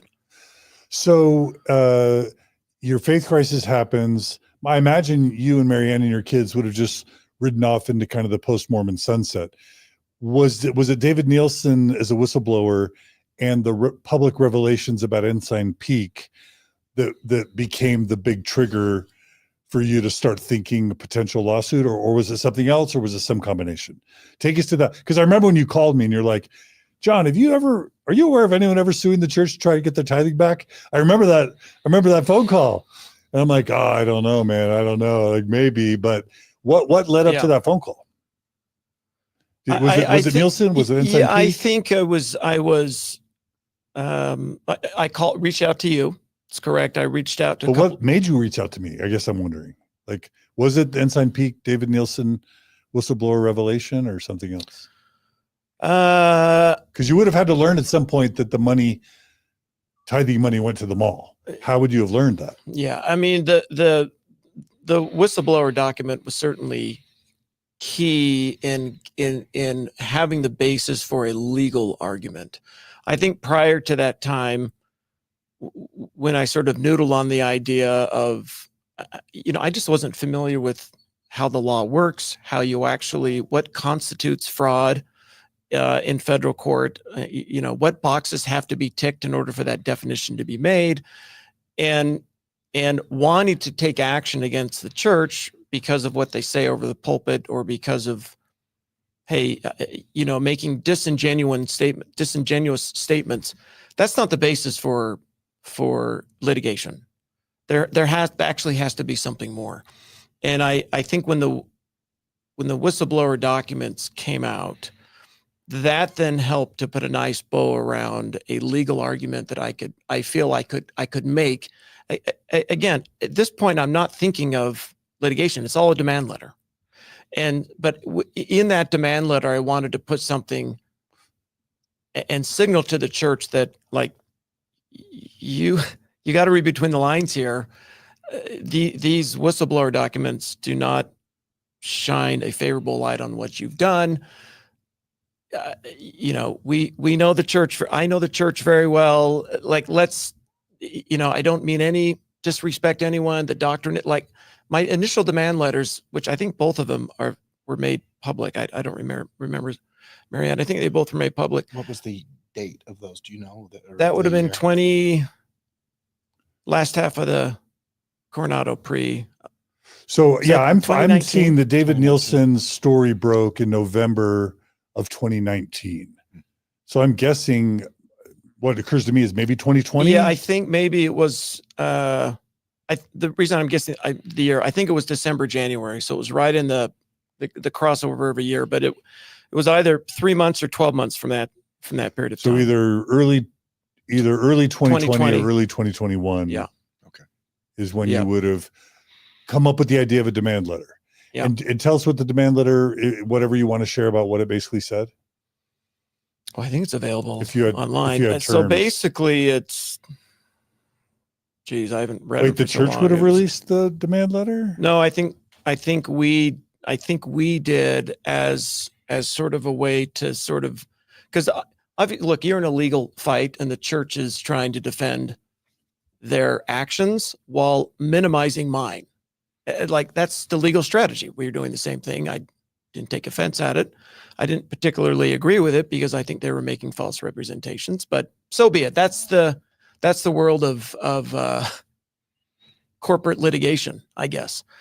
It was really to sort of set the record straight, because I think the narrative of the church was, former member, the James and Marianne had resigned, again, which is confidential membership information that we hadn't even told our extended family. So we had family members find out that we had resigned, thanks to the church using that as a tool to sort of say, this isn't legitimate because they've resigned from the church and they just want to damage the name of the church. And James wants to do this. None of that was true. So the demand letter, releasing the demand letter, was to sort of establish, hey, look, to everyone out there, we have no ill will to Mormons, to the we never mentioned the doctrine. It was just, hey, you said you're going to do A with tithing, and in fact, there is significant evidence that you did B, and I contributed to that. You weren't upfront with me. You can keep the interest you've made over the last 15 years. Just pay me my principal back. It was as simple as that. And I don't remember seeing that demand letter, so I don't know if I missed it. Are you comfortable saying what the amount was that you were asking for in that original demand letter? Do you remember? So the total amount of tithing paid, I had to go back and have it pulled from my accountants over a period of time. So it was tithing, it was all donations, right? And to your point, Mark, when we went into, so I was deposed by the church and we went through depositions, we had to go through and basically prove to the church every payment, no matter what box was ticked on that tithing slip, it all went to the same bank account. And I didn't realize that sitting in my deposition thinking, wait a second, I thought So missionary donations It or fast it offering. immediately is commingled on the first second. And I believe, according to the whistleblower documents, it goes into a treasury account before it goes into the investment account. And from that treasury, I think from treasury, it went to the mall. I'll have to have somebody more familiar with the church's accounting, but it gets very complicated. And if you don't understand sort of money flow in large corporations, you can sort of miss what the church was actually doing, which is, I would argue, footloose and fancy free, which is the whole basis of the SEC document and perhaps other penalties that might be coming to the church in the future. So, You were saying you tallied up how much tithing you paid. yeah, I was trying to remember the question. Yeah. By not answering it. Okay, so the number. Okay, so the number over a period of time was 2.3 million. That's how much you paid. That's how much I paid. Now, we actually said, okay, we will only count the portion post Hinckley's quote. So that number of, what did I say, 2.3, 2.4? That number was reduced because I had paid before the Hinckley quote, and there really wasn't any basis for me to say that they made false representations, although I believe they still did, but there was nothing on the record for me to take to a court. So that number was actually reduced. The $5 million number that appeared Reduced to $1 million something in the demand letter. So it was reduced to less. So really, the demand letter amount, none of this would ever have happened had the church ponied up 1 point something million. I have to believe they've spent significantly more on that just defending this case. Oh, And now they have For sure. half a dozen class action cases. They have a reputation hit that I think is quite significant. And I would think in my mind that there are hundreds, maybe thousands of people that have altered their tithing payments as a result of this public litigation.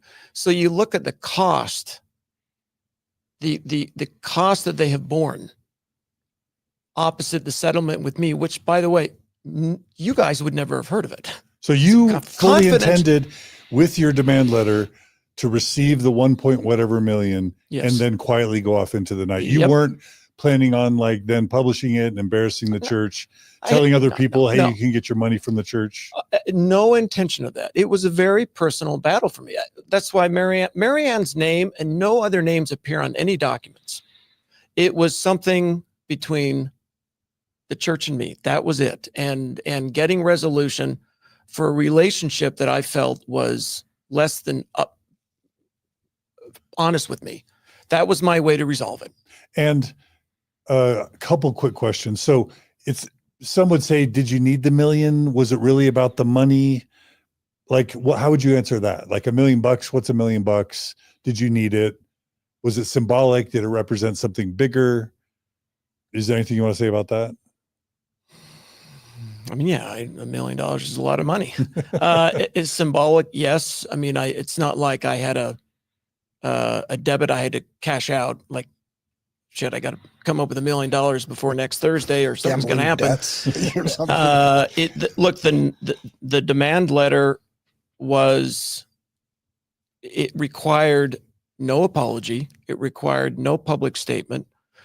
It simply was, in my mind, to get square with the organization that historically and at that period of time and today has a functioning, good working relationship with my family and specifically our foundation.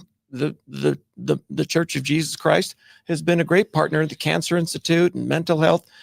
All of these things are separate from this litigation, which, again, if you look at the money behind all of this in the grand scheme of what the Huntsman family and many other great families in the state are doing and the church, it's insignificant, which is why I was maybe, and I'm somewhat of an optimist by nature. I just thought, geez, if I'm on the receiving end and I get this letter, I make a phone call and it's done in 30 minutes. But based on some things you said about half an hour ago, what I think I heard or experienced was also you personally felt like the church had done you dirty, that you had given a lot and sacrificed a lot to and for the church. They had misled you, not just with the truth claims, but also with how they were spending the money you gave them. And I think if I had to project what I think was possibly going on also in your mind is, it's like, hey, let's make this right. I'm just going to say, give me $1 million. You give it to me. And then I'll feel like things at least have been semi-restored, that you are acknowledging that you misled me. You are acknowledging that I've been hurt. And since we have such a long relationship together, since we are on some level family friends even, that would be a sign of respect and acknowledgement that I'd been deceived and misled by you. Is that fair at all? Is that even close? I think that's a pretty good articulation of where my mind was at the time, and drafting these. There were actually 2 demand letters by 2 different attorneys of what Marianne and I, how we felt at the time. Well, me specifically, I don't want to drag her in unnecessarily, but yeah, that it was really, it would never really intended to go public. When ultimately we did go public, I just thought that would be catalyst. First of all, I didn't think it would be much news. And I thought it'd be page 6 of the Tribune, or it just wasn't a big deal to me, because I just thought, but you can make this go away so quickly. It's really not that big a deal. And frankly, I thought I was one of many going in and saying, hey, look, how about a little refund? Like, Disney, they have great customer service. You have a claim issue with Disney, they fix it. And I just thought, well, not the church is Disney, but it's respect, it's restitution. Yes, it's a former customer, client, member of many, many years. And this is some way to make them happy going out. Like, I just don't think it was that big of an issue for them to. It's a good deal. I'm giving you a good deal. Yes. Right. Can I Yeah, comment please, on that? yeah, Because I think there's a couple of things that I can add to this just as background. One is the lawyer that you used, and as a question, is James Magleby. James is a good friend of mine. He's also kind of known as one of the most aggressive lawyers in Utah. And I think you probably knew that. So if that was true, why did you hire James to be your lawyer? Because he's a guy that fights. And were you not gearing up for a fight at that point? I think the expectation, my naivety was, though, the attorney who responded to the demand letter had worked with my father and 2 of my siblings. Like, we're a known entity at, what's the address of the church? 50 South Central. South Temple. Yeah. Like, I don't know what they were thinking when they received the demand letter. They're probably a little surprised, and maybe like, who's this? Like, we know this brother's like James. Who is this guy? They probably were a little surprised. But to that point, I thought that it would be, again, I just thought they would have dealt with it like any other organization assessing risk. And you compare what they could have done many years ago to where we are today, and it's been a catastrophic error for them. Even though they won the en banc hearing, I think we'll talk about things that actually, on that recent hearing in San Francisco, those oral arguments and the rulings that came out, I don't think bode well for the church in future cases, but we can get into that. But as it relates to Jim, I got to know him because we did a documentary on church and state, which was I think it was Amendment 3. That's right. And the sort of the same-sex marriage initiative. He was the one arguing for the plaintiffs against the state and largely the church, I would think. And I got to know him through that, and I thought, oh wow. And I called him up again, and hey, it's been a while since the documentary, and that's how I got to know him. I didn't do like a Google phone book search. He was just somebody that we'd worked with in the past on a documentary. And a very good choice, by the way. I don't. So let me put my church hat on for 1 second and push back, John, against what you said, and why this isn't just a customer service question from the church's perspective. And that is, first of all, the church has a lawyer group that is very powerful, and they have lawyers in the Quorum of the 12. and they have a huge law firm, the largest law firm in Utah. Curtin McConkie is their kind of captive law firm, and they lawyer everything. And from a lawyer's perspective, you get a demand like this, and instead of looking at it as, well, let's just keep these customers happy, they look at it as setting a precedent. I promise you that the conversation that happened in the church is, we don't want to be seen as writing checks to everybody who left the church and wants their tithing back, because that sets a very bad precedent. And if word gets out, sure, James might promise that he's not going to say it, but that doesn't always work. And as John, you know, you've had people who have signed non-disclosure agreements who have nevertheless broken those and come on your program, right? I mean, people don't always follow. They can sign non-disclosure agreements or NDAs, but they don't always follow them. And so the church's perspective is, this is one guy, yes, but if we set this precedent, we'll be flooded with people asking for their tithing back, and we don't want to go down that road. I'm sure that's what the conversation was. Okay. And but let me ask a question in response. The Mormon Church settles multiple sexual harassment lawsuits every day. Mm-hmm. Like every day, I'm understood there are multiple sexual harassment or sexual abuse settlements by Curtin McConkie. So they do it all the time. They do multi-million-dollar settlements of sexual harassment to keep them out of the press, to keep them out of the public, and so, why would this be any different? It is very different. Okay. And I hear what you're saying, and I know that's true.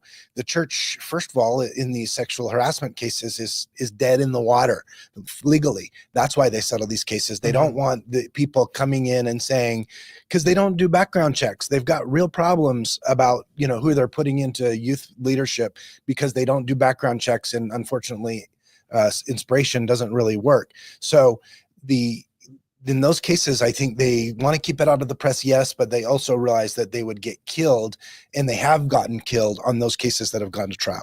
James's case, on the other hand, goes to some real central issues about the freedom of churches to make their own decisions about how they use their money.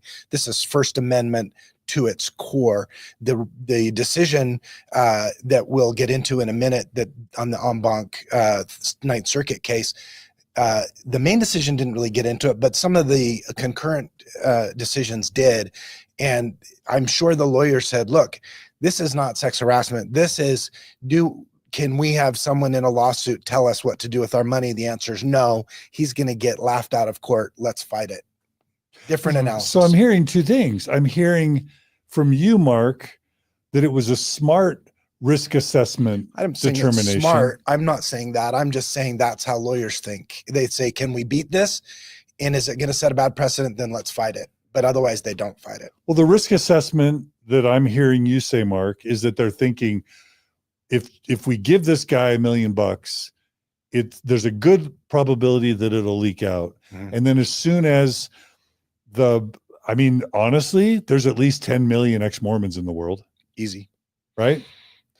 Because the church claims 17 million, and there's no way there's more than 5 to 7 million. Every one of them wants their money back. Yeah. Every single one. And I think the church is saying, we don't want 10 million ex-Mormons all asking for their money back. Yeah. And it starts with one. So there's just no way we're going to allow the one. The floodgates will open. That actually seems like a smart risk assessment. I'm not trying to disagree with you, James, but can you see why some would argue that's actually smart risk assessment? No, I would say that's not a smart assessment. Say it with a smile. That's like nice. Nice guy. Why not? So for a number of reasons. First of all, the church probably would have recognized that the statute of limitations on any fraud claims is only 3 years. So there's a window in which that settlement opportunity is defined. Second, for somebody to actually go through the process of finding an attorney and having the attorney board the case, paying the money to have the documents sent to the church, and going through that process, having paid enough tithing to begin with to even recognize the hiring of attorney, or you're either paying them by the hour or they're going to get a piece of the action. When you start doing the math on that, for the vast majority of members, I just don't think there's a financial case for them. And I would be arguing in the church, let these cases come in. Okay, so maybe the Huntsman case leaks, maybe it becomes a rumor. We're not going to comment. Realistically, how many demand letters are we going to get in the next 12 months? Is it 10? Is it 12? Is it 500? Is it 1,000? Is it 1,000,000? I would argue that number actually would be very, very limited. And a lot of people that I've spoken to about this particular issue, I think maybe why they like what I've done is because they recognize, for whatever reason, they couldn't do it themselves, and nor would they. And I just think the floodgates of a confidential settlement with me, I just don't, maybe I'm wrong, I just don't believe the floodgates would have opened to the amount that the alternative argument that they should have had is, if this case goes forward and if the Huntsman case goes far enough, what is the risk of class action? Because then you're talking billions of dollars. Yes. Then you're saying TV ads of, have you or a member of your family ever paid money to the Mormon Church? Call Smith Lawyers. That's class action that is worth hundreds of millions, if not billions, in legal fees and expenses to the church. That's the alternative. That's the analysis I would have thought that the church would have done in-house with their attorneys. But of course, the attorneys making the decisions are also the ones billing. So that's a conflict of interest. But be that as it may, look where we are. Yeah. And I still would argue that the church made a cataclysmic decision for whatever reason. And I don't know what the opinion of you all is. Has the church ever refunded anyone's tithing? I think the answer is yes. I don't know for sure, but I believe the answer is yes. And if they chose not to with me, of anyone in the room, it was just a wrong decision. How many of these other tithing claims would have gone as far as mine? You think about this case, Mark. You had this, I don't know how many pages there. It's hundreds and hundreds and thousands of pages of documents, millions of dollars spent, attorneys all over, press, Mormon stories. My case hinged on Hinckley's quote, and I got all the way to the steps of the Supreme Court. If I'm the Mormon Church, I would be scared to death. I couldn't use any of the SEC information or any other relevant financial documentation that cases behind me can use.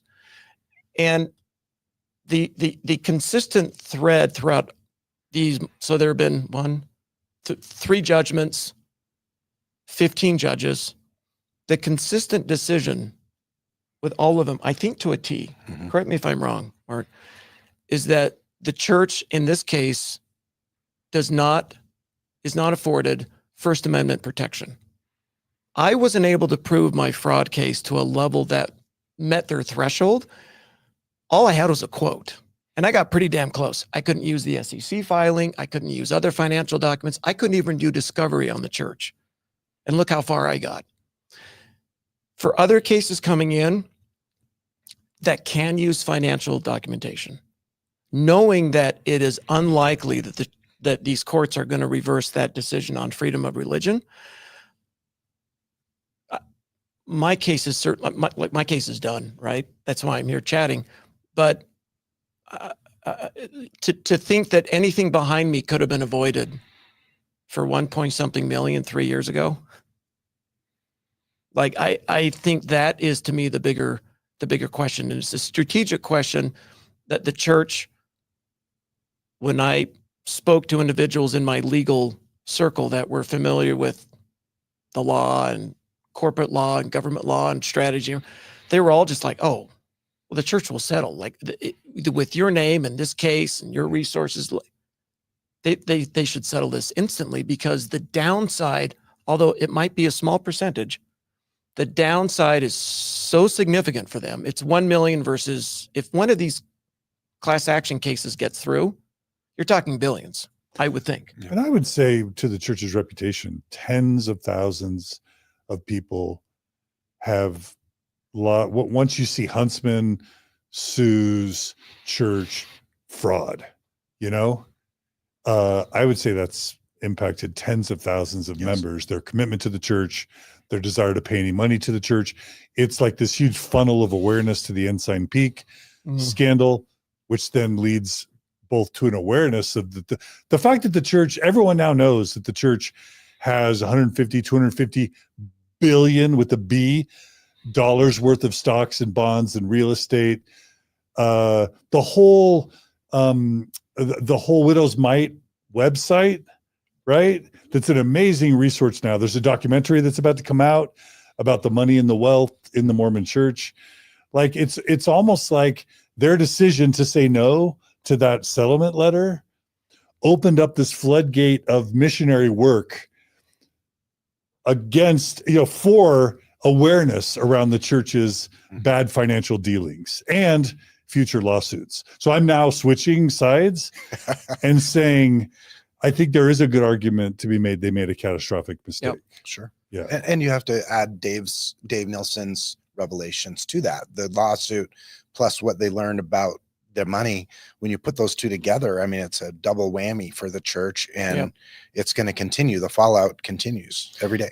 And I don't know specifically the answer to this question as it relates to Dave and his legal team and all of those individuals involved in that strategy, as well as the regulatory agencies that are looking into the whistleblower claims, which are currently ongoing. I have to assume, if they weren't, we would know.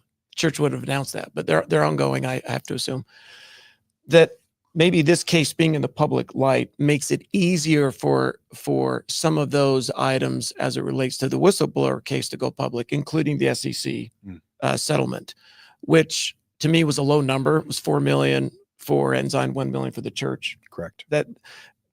But of what the church actually put on paper and signed, that to me was the real issue of that settlement.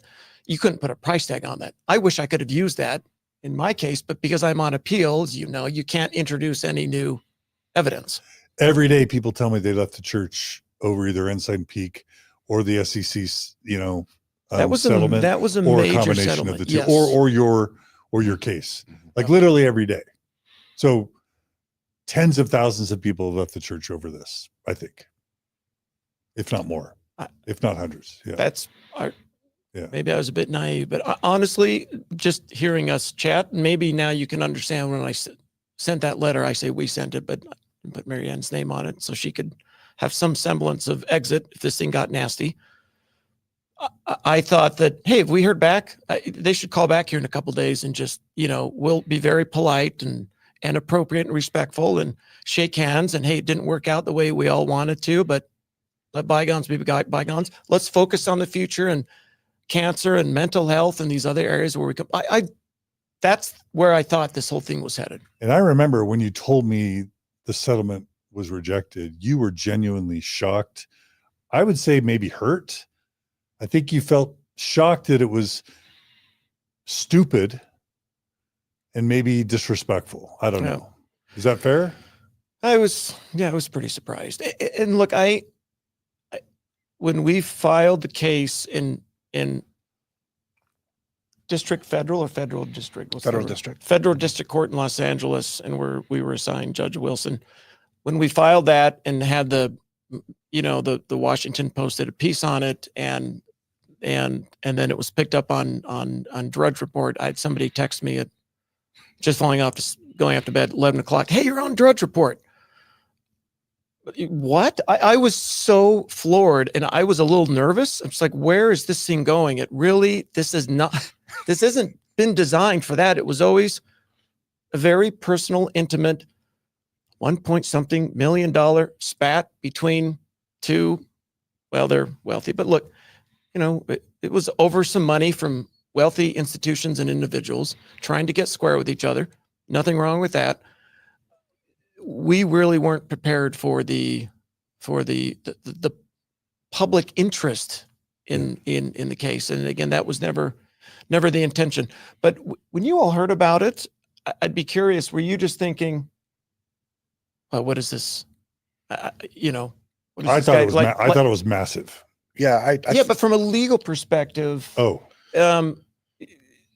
And then, yes, I'd love your take too. Yeah. Well, I don't, I mean, I knew there would be First Amendment issues. Every lawyer that would hear about this would say, well, what control do you have over a church? You know, that's different. And especially in America, where we revere our institutions. You look at Joel Osteen and how many hundreds of millions of dollars does he get on his church? And he just lives this extravagant lifestyle. No one's ever sued that guy to say, why are you using this to fund your lifestyle and not to further the church? So any lawyer would, I think, immediately say, well, this has First Amendment challenges. We'll see where it goes.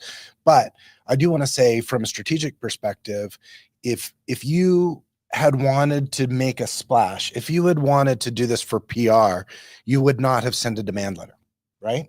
You would have, or two. Yeah, you would have just filed the case, and knowing that, and you would have sent a copy to the Tribune and the Washington Post and saying, look at what I did.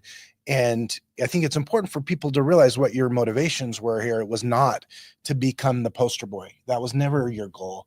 And unfortunately, that's the result. Mm-hmm. But, you know, whether you like it or not, that's what happens. Was there a meaningful difference between the second demand letter and the first? Was there a bigger sum? And you were going to say how you got to 5 million. Did you want to address either of those questions? The second demand letter was, and as a reminder, I'll go back and check to see if that's something that was public.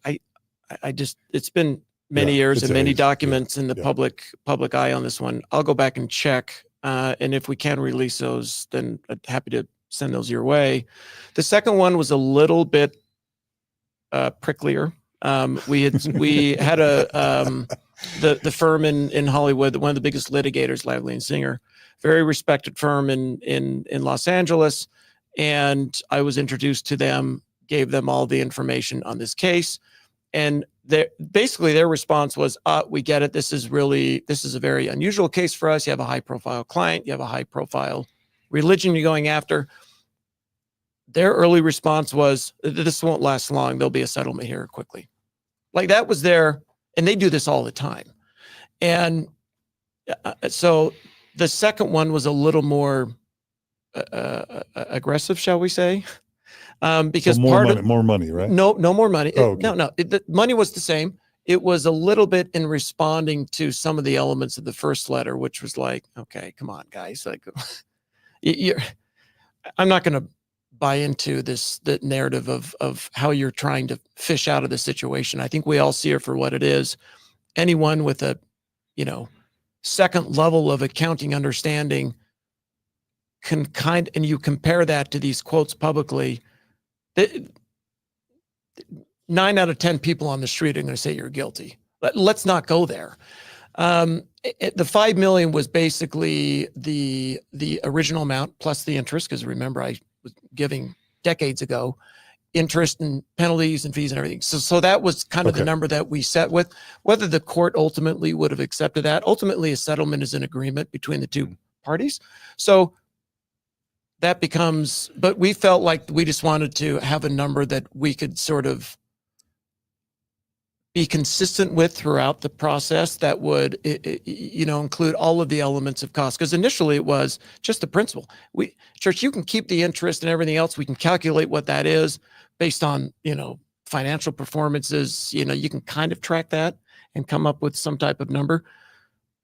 We weren't even chasing that. It was just some recognition of the betrayal to get out of it. That's not so unusual, by the way. Let me just say that when you're sending a demand letter, which we do most of the time before we file a lawsuit, you'll ask for a number that you think is a reasonable number that they would bite at, right? Mm-hmm. And then when you file the lawsuit, then you throw everything in. So if somebody is wondering why he didn't initially ask for the full amount, it's because you're trying to negotiate a resolution and you want to show good faith that you're being reasonable. Then when you file the lawsuit, then you throw in the sun, the moon, stars, like you did, the interest, the penalties, all that kind of stuff. But initially it was a reasonable request, and that's exactly how I would have done it, for what it's worth. And did you say you felt like they did some dirty things with those two demand letters behind the scenes to make your life unpleasant, like disclosing confidential information or other The sorts fact that of he things. resigned, that was not public information. Mhm. They're the ones, right, that released that. Right. You would That's have pretty- preferred that to stay private. Yeah, that's Yeah. shady, I think. Right. That's no one's business. Not only that I had resigned, but that Marianne had too. Like the fact that we were both lumped in there together. Again, the case was about me, and that became that she's shaking their head. To Wow. mention, okay, the fact that I had resigned, I think the implication was that she had too. Yeah. Okay. Okay, got it. Yeah, that because I think anyone that knows Marianne and me knows that we kind of Do things together. hop on the same lily pad at the same time. So violating your confidentiality, maybe as a way to manipulate or coerce or punish you. No, I don't look at it as punishment. I look at it as that was their legal strategy. It became a PR strategy at one point, and I've tried to find. Oh, to say you're a malcontent. Yes. Yes. Yeah. To Apostate, like, yes. to and label that you as an resigned apostate. Disgruntled. and Yeah. that I think there was one, and we've tried to go back and find it, where they actually said that they had no record of me paying tithing. Therefore, there was no claim because I never paid, and I'm just a disgruntled member. They, they thought that at this time I was on the board of Equality Utah. They thought it was part of the sort of the gay movement and the gay initiative. Everything they could use to sort of highlight some level of discredit was used publicly. And there were times when it was like, okay, you want to get in the trenches and start throwing mud. Two can play that game, right? That was part of my sort of naivety in thinking they're going to settle because, look, we know you guys really, really well. Some of you have worked for our company. Some come on, guys, really, you want to start slinging mud? I hope you have a face mask on. But I never went there, and the statements that we made, I believe to this point are all accurate. Some people might not like them, or they might have a different perspective, but I think we tried to always be consistent with how we portrayed this case and always came back to the fraud element without mentioning other elements of the church's history or that just wasn't part of our strategy, and it was not our intention. And I have too many family members and friends that are in the Mormon church and have a great experience. Even to this day, I'm not interested in going there. You would probably have, quote, dirt on the insides of the church that you could share if you really wanted to be mean-spirited and vicious, that you just don't, I would say you maybe are too classy to want to go there. Is there truth to that? Let's just say I'm a class act. Yeah. Okay. Was your father alive when you filed the lawsuit, or had he passed away? He had passed. He had passed. Do you think this is something he would have liked, wouldn't have liked? Was his passing something that made you feel like you could sue the church? And as a secondary thing, what was the familial response / pressure to the extent that you're wanting to share? Start with your dad. So with my father, I think he would have been proud of it. I think he would have liked it. That's not to say he didn't love the church. No. But he had his ancestors had saloons in Fillmore, Utah, that were also Mormon. Like he walked that line and tried to create space for everyone. And when there were issues or disagreements, he loved to facilitate a solution. And believe me, he facilitated a lot of solutions with many senior people in the church that no one ever heard about. And that's great. And people don't need to hear about those. But I think as it relates to my father, I think he would have liked it. I think he would have thought, geez, go get him, boy. And had he been around, he would have made a phone call to try to facilitate it going away. I think he would have tried to live in both worlds of, you go ahead and do this demand letter, and then let me go over there and tell these guys they've got to figure out a way to do this, because this is not in the best interest of the Huntsman brand, and it's not in the best interest of the Mormon brand to be fighting over $1 million. This is ridiculous, guys. Get your act together. And if Hinckley was around, that would have happened in 30 minutes. Monson, maybe less so. I think after Monson, my dad was old enough, and his relationship with some of the senior leadership was not what it was with prior people, shall we say. But I think he still would have tried to get involved in some way, shape, or form. There's just a quick aside that we're not talking about this today, but the reality is that there are lots of business dealings in this town with high-level church members, and always have been. And those guys are businessmen, and they have deals that go bad, and they have issues that come up. And if one of these days those stories will be told, I have been in the legal community for a long time, so I'm aware of a lot of these things. And, that those are out there, and the church does not want that out. They do not want to. They will want to make it seem like they're all just working for nothing and they're serving the Lord. And the reality is they're businessmen, and they make mistakes too, which is why it's also okay with that, yeah. unusual why they wouldn't have seen this as a business settlement, right? Let's make a business decision. That's how you were coming at it.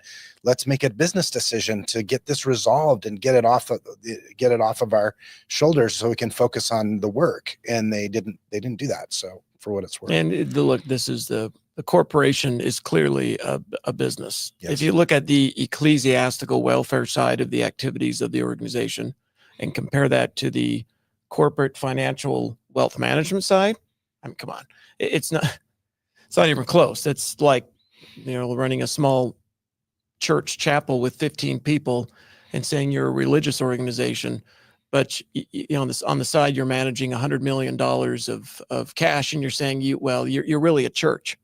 Well, are you? Again, there's just some practical evaluations that you can do. Look, love the church or hate them or wherever you are. Remove all that. Just look at the data. And I think for me in the case, I just said the data is this, the analysis is that, the solution is a settlement. We're done. But I just hear you say by 2020, the Mormon Church is exponentially more a business than it is a church. And so did I say by 2020? No. I'm just saying these are my words. This is around the time you're sending the letter. What I'm hearing you say is by that point, the church was so incredibly wealthy that it's way more business than church at that point. And you would have expected it to act as such, as a business, and less as a rinky-dink church. Maybe? Did I hear that? Yeah. I think it happened in my personal opinion, I think it happened long before then. Yeah. Pick any parish or Baptist ministry or what have you. Most of them probably have access to capital or to an endowment or to some type of funds or assets that are managing that are a small percentage of the size and footprint of the ecclesiastical organization. The Mormon Church is the exact opposite. To such a large scale, it's probably unprecedented. I mean, the Catholic Church maybe, but the Catholic Church is a massive, massive organization, much bigger than the Mormon Church. And their assets are, sometimes the Catholic Church is going bankrupt. They have all these, their asset, I don't know, but Catholic Church, my sense is that they're asset rich, cash poor, yes. And they have a very large membership. The Mormon Church is asset rich, cash rich, and they have a very small membership of active participating members. It's probably low single digit millions would be my guess. So again, There's another piece to this, which is going back to the mall. The mall was built and they didn't have tenants, and Gateway had just been built kind of right before the Olympics. In the church, people in the business community will tell you that the church was very aggressive in getting tenants out of Gateway, which was owned by another prominent Utah family at the time, and pulling those tenants that they promised they wouldn't do. I mean, the church is very aggressive when it comes to business dealings, very aggressive. People don't realize that. They are. They're very They are a business, and they've got enough money now that they don't need to take the tithing. That's why I don't understand why they're fighting over this. Tithing is meaningless. They've got a portfolio that can fund the church forever. Yeah. The Mormon Church in 2025 does not need its members tithing, None. even to run its current operating budget off the interest of its investments in Ensign Peak. And I'll just add, like, if you think about organizations that are often compared to the Mormon Church, it's like Jehovah's Witnesses, Scientologists. I remember when the Ensign Peak information came out and the $150 billion got swatted around. I remember looking up what the Church of Scientology was worth, and it was like $2 billion compared to 150. You know what I mean? Yeah, and that's not. It's probably. I think we know it's worth over 250 billion right now, not just 150 billion. So it is. The wealth of the Mormon Church is staggering. And the real estate, I don't know if you're including real estate in your numbers, but real estate could be bigger than the portfolio in the stock market. Yeah, I think so. Yeah. 100%. And and so it's this massive corporation. I tried to put it in like the Fortune 500, and I'm pretty sure it falls in the top 80 corporations in the world for wealth. I think it's up there. It would be in the Fortune 100. The total worth of the church would be in the top 100 corporations in the world. Is that right? Yeah, I think that's right. And if you look at compare it to the Harvard endowment, which is intended to fund Harvard, it dwarfs it, and it's got. Oh, you add up all the Ivy League endowments. Yeah. And it's way beyond that. Top 50. Yeah. Maybe. I mean, their cash position is what I think sets them apart. You have a lot of companies that have assets, plant, property, equipment, real estate, etc., that can be significant, and that's how that in conjunction with their stock price, it's how they raise capital, and it's how they fund their operations.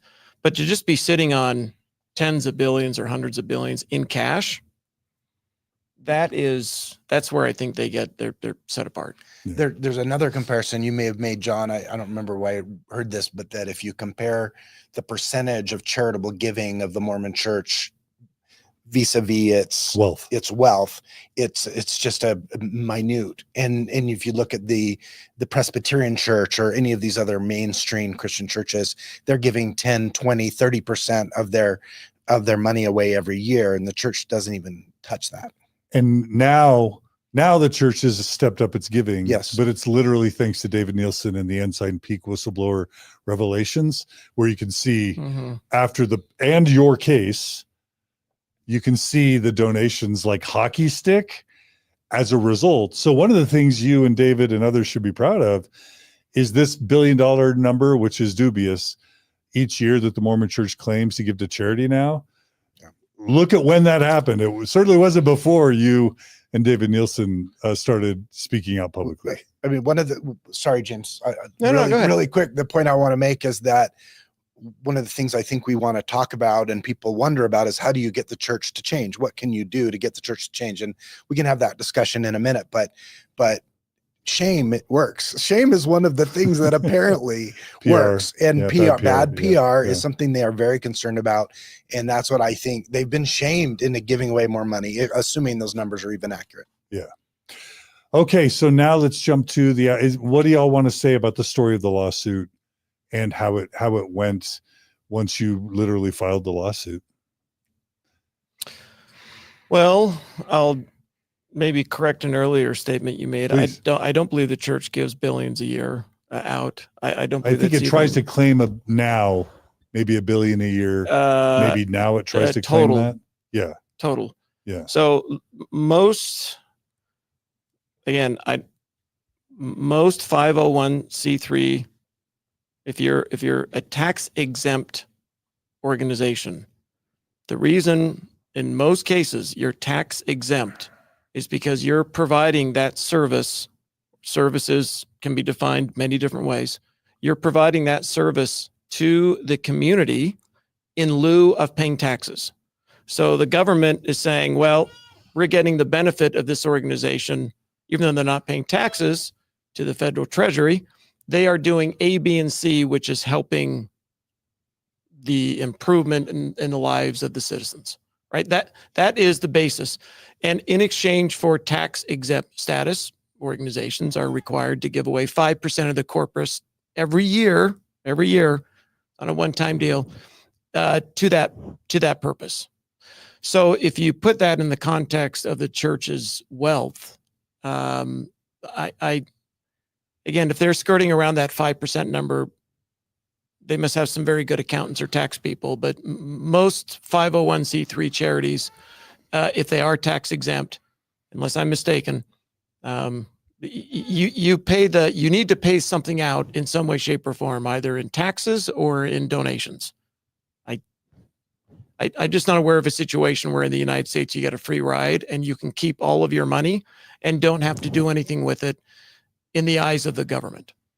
So, John, if they are giving $1 billion a year, I would just be shocked. And if they are, they're still below their threshold. That's not 5%. And the second thing, which is, I think that the whistleblower case and this lawsuit have done, has certainly shined a light. Their filings, their regulatory adherence, the SEC Security and Exchange Commission compliance from their investment house, which is a investment arm, have significantly improved since 2019. And the reason they have improved since 2019 is they are skirting outside of the confines of the law, which is what the SEC document did.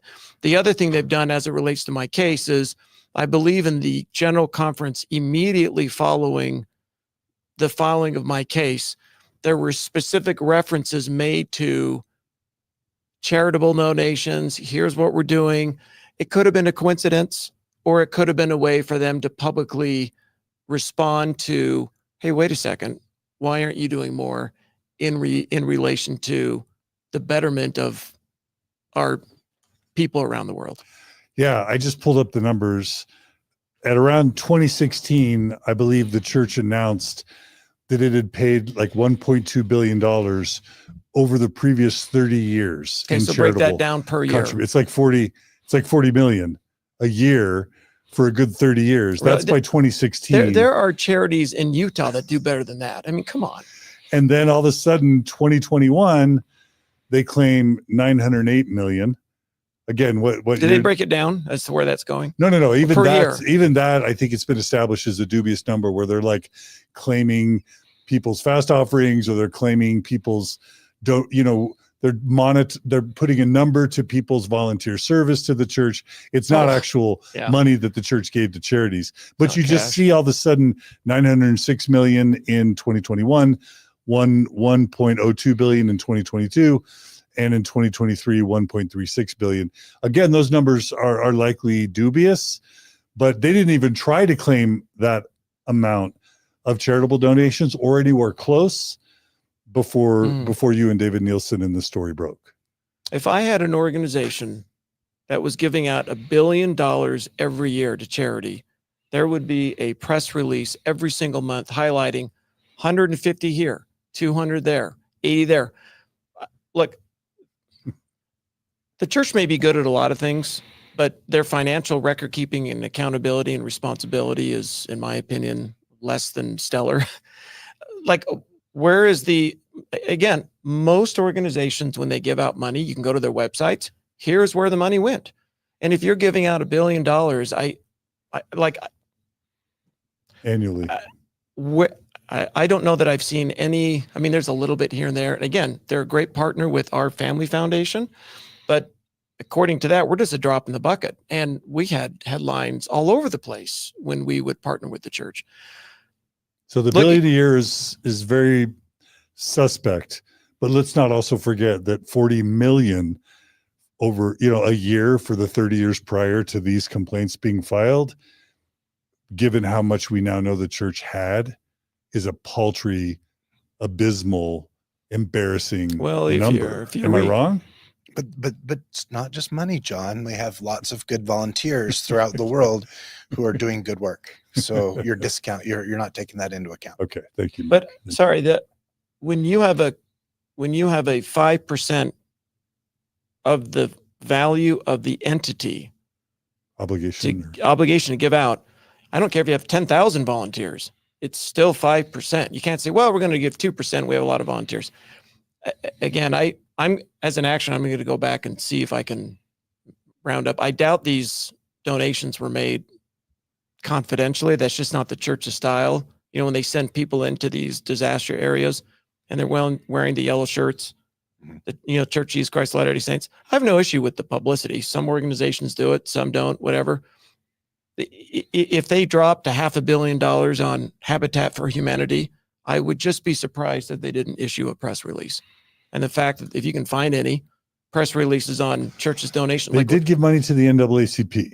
Okay, that was There you go. hold on, that was $5 million over 3 years or something. Like it was, And it was like they were buying improved PR because of their racist past. You know what I mean? Like it was kind of a little cringy.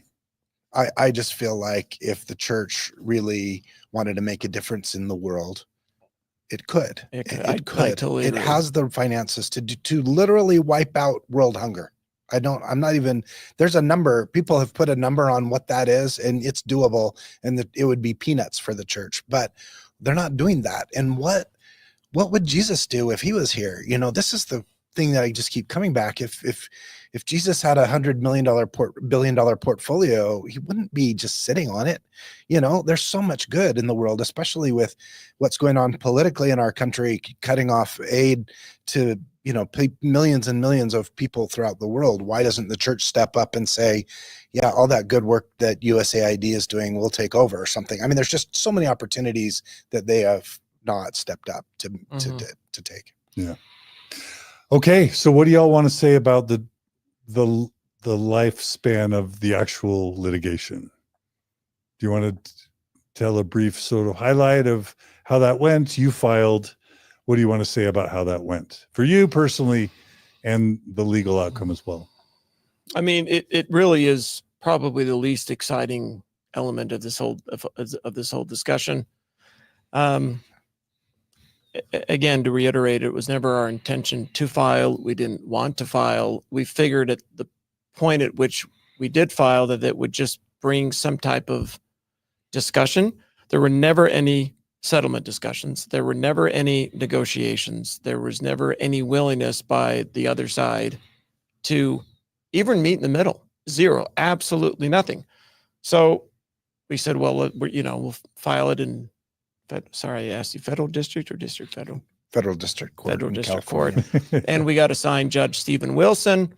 Judge Stephen Wilson was, if you can believe it, was appointed by Ronald Reagan. That's how long he's been on the bench. And his background was accounting and fraud. So I thought this is perfect. And we went into the first oral argument there, and pretty low key event. I think the Salt Lake Tribune sent a photographer or somebody to cover, and other than that, it was just a handful of people. And I recall the judge asking, okay, what are we here? What are we doing? And both sides give their, brief explanation. And Judge Wilson asked the church's attorney, okay, after hearing both sides give very high level positions, each of the positions, asked the church's attorney, this is easy. If you can prove that no tithing went to the mall, then I will move for summary judgment. That's what he said right out of the chutes, which basically meant case closed. Mm-hmm. Yeah, just show the money. Yep. And he said, can you show that no money went to the mall? And I remember looking over at the church's attorney because I recognized at that point, if that documentation existed, we would have walked away. And I looked over at him, and it felt like to me, maybe not to him, it felt like to me that it was the longest pause in the world. And he was thinking, how do I answer this question? If I say yes, and we can't prove the documentation exists that no tithing went to the mall, we're dead in the water. And I can't say no, because that's the whole basis of our case, is that no tithing went to the mall. So of course he said, yes, we can show that. And the judge said, well, send me that documentation and we'll be done. So that really is where it all started. The documentation went in. I was actually deposed for 8 hours. Actually, they only deposed me for about 6.5. And went through all of my donations year by year and tithing donations and answered all their questions. Do people know what a deposition is? Is that common knowledge? No, let's tell us, Mark. Get in there. I'll just tell you really quick. That is, so once you move past the initial part of the filing and the answer and initial motions, then you get into what's called the discovery stage. I don't think you guys got into discovery where you were able to ask them for documents, because wish they would. Yeah, that's the thing the We church wish. fears the most, is if you get the financial documents from them. But how is it that your deposition was taken even at that early stage in the case? Because that's unusual. Exactly. And I was fine to do it because there really wasn't anything on my side to hide. I think that I don't know, but the church maybe was trying to look for something, or to weed me out, or to find a way for me to sort of capitulate. But we did the deposition, and we provided all of the answers to all their questions and provided them the documentation. We thought it was a bit unusual, but that was the judge saying, hey, if you can show no tithing went to the mall, that's great. By the way, you're allowed to depose Huntsman. We thought that was a little unusual. And then at that point, that's when Stephen Wilson had that line of no reason, basically ruled in favor of the church, even though motions for summary judgment are based on the plaintiff and the defendant having an agreement of the facts and maybe a disagreement on the penalty or The something, law. the law. Yeah. In this case, we were saying there actually is not an agreement of the facts. One is saying tithing went to the mall, and one is saying tithing didn't. The other is saying tithing did not go to the mall. So that's why we were confident in our appeal, in that it didn't constitute that. So the church gave financial documentation to the judge. No. I mean, I don't think so. I don't think that happened. They provided statements. They were basically brokerage statements that were largely redacted, but Okay. Nothing that showed. Unless you're a financial wizard, I don't know what value because we saw the documents as well, and I'm like, well, this just reinforces our case, because there's nothing here that says tithing didn't go to the mall, other than they had a statement from their accountant who said tithing didn't go to the mall, an affidavit. So in this, probably the judge wanted to do some preliminary discovery on a limited scope, and he had James sit for a deposition. That is not a court proceeding. That's a private proceeding that happens in a conference room, where the lawyers for the other side will ask him questions for 6 to 8 hours, and he'll answer them. It is under oath, and there is a court reporter there taking the transcript, but it's not a court proceeding per se. And so they did that, I assume, to establish some basic facts about how much you paid and what your situation was, or whatever else they asked. And then that was limited, because really, in a lot of the lawsuits that the church gets involved in, the one thing they are concerned about the most, that from lawyers I know who've told me, is that they don't want to have to answer questions about their finances, because that's still very highly confidential. And in fact, they put everything under seal here, right? Wasn't there? Yes. All the documents here are sealed. You can't get into the court docket and pull up the documents they produced, even though the judge saw them. He put a seal on everything at the church's request, because they're very paranoid about that. And it's worth saying there are plenty of churches that are public in their finances. Yeah. They choose to be, right? Oh yeah. Well, and I always tell people, hey, look, if you had an investment, let's just say there was a company that wanted your investment money, and you said to them, okay, where's the money going? And they refuse to tell you how they're going to use your money. I'm pretty sure most people would not give their money to that organization. They're like, no, I want transparency about where my money is going. I think that's a perfectly reasonable thing to ask in an investment context. And it also should be in a charitable contribution. Charities also are required to give statements about where their money is, how much they have, how much they give out. They have actual rules about charities in the United States have to give away 5% of the money that they have. The Gates Foundation gives away 5% or more than that every year. So there are rules. The problem is that because of the First Amendment, the courts have given churches a much broader leeway. They don't have to give all the transparency, but churches could. They absolutely could. And the Church of Jesus Christ of Latter-day Saints clearly does not want to, but other churches do.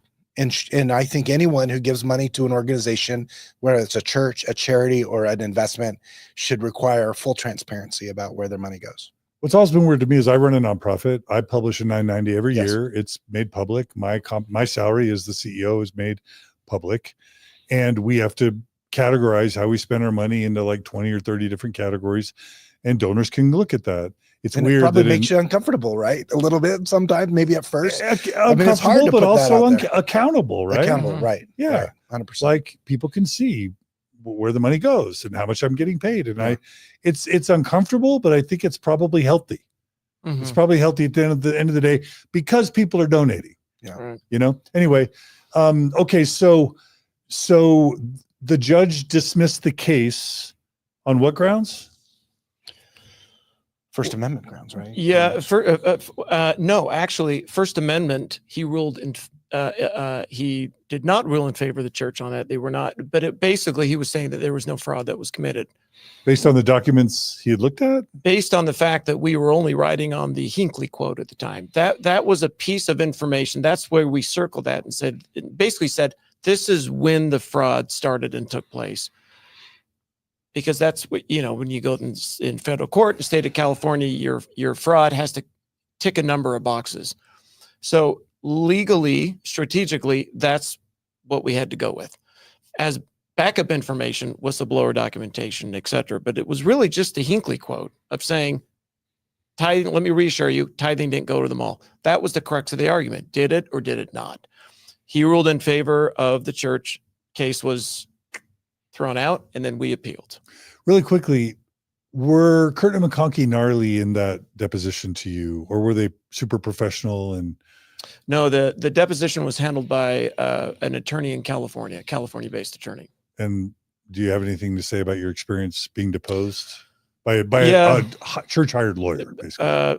Yeah, it's a pretty intense situation to anyone that's been through a deposition because, as Mark, as you said, you are under oath, you are being recorded.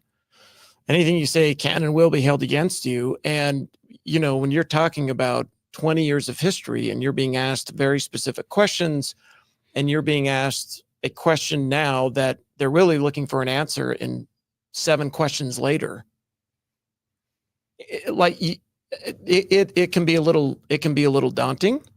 I think I was well prepared. I think. I chatted with a number of people who had been through this before. I had a great legal team. I had a great attorney. And I think there were a number of instances where the church's attorney was quite frustrated with the questioning. And so you don't have a lot of tools to use when you're being deposed, but you do have some. And I was able to use those as often as possible, maybe even too much. But within about 40 minutes of the 6.5 hours, I actually felt like I was in control, if that makes sense. And I just thought, I think I know more about where this is going. I know more about church finances. I know more about church history. Just this whole situation, I know more than he does. So when he would start his line of questioning, I knew where the 7th question was going. And it made it, I had a cheat sheet just because of my time and experience in the church. So it actually turned out to be quite a pleasant experience if a deposition can be described as that. Sure. But no, it was not Kurt McConkie. And let me add one other little thing about that. He was in California, so Kurt McConkie probably has some lawyers that could have been involved in the case. But the church hired a law firm, and the main lawyer who argued this before the Ninth Circuit, and I'm not sure if he was on the lower course case, was a guy named Paul Clement, Clement. And if you look at this guy, He was only Ninth Circuit. it was only Ninth Circuit. He was not the district court. No. Okay. But he is one of the top appellate lawyers in the world. I mean, this is a guy who probably bills out at $1,500 an hour.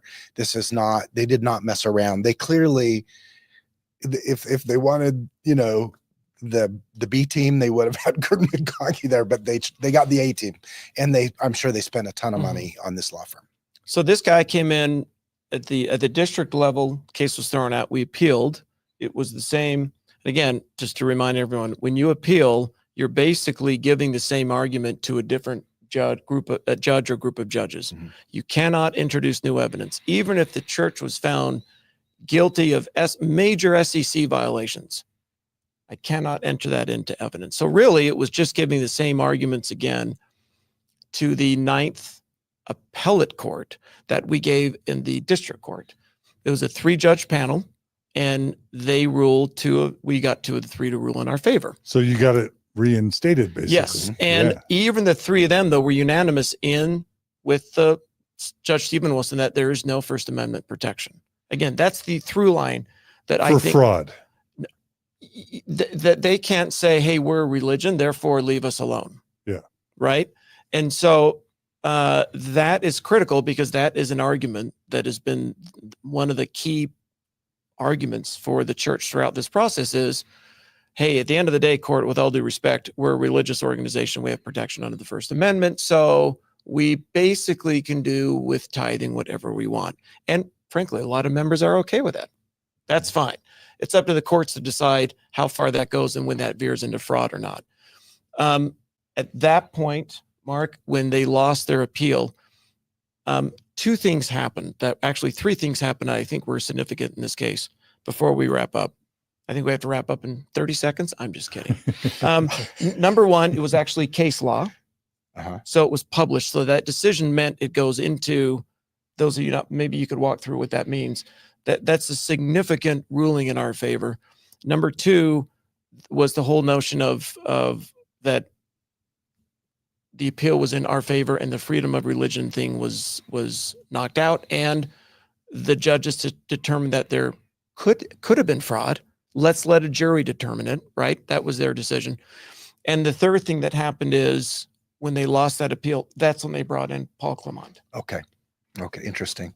The case law issue is interesting because typically a district court, which is the first court where this is the trial court where the trial would take place. Right. They will render opinions, and those opinions typically are not published in the sense that they're not published as stare decisis is a legal term, but is basically binding on future decisions. So when you're in court, you look at prior decisions to the judges do in order to educate them about, okay, I'm going to try to be consistent. This other judge did this, and this, so I'm going to be consistent with that.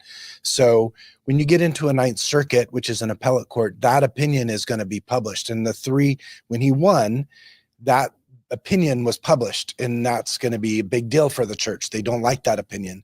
So they did something that's actually quite remarkable, is they asked for an en banc rehearing of the case. And that's when Clement came on, because all of a sudden the stakes got super high. We just lost in appellate court. We Meaning better, the church. Yeah, the church is like, oh shit, we better bring in the big guns at that point.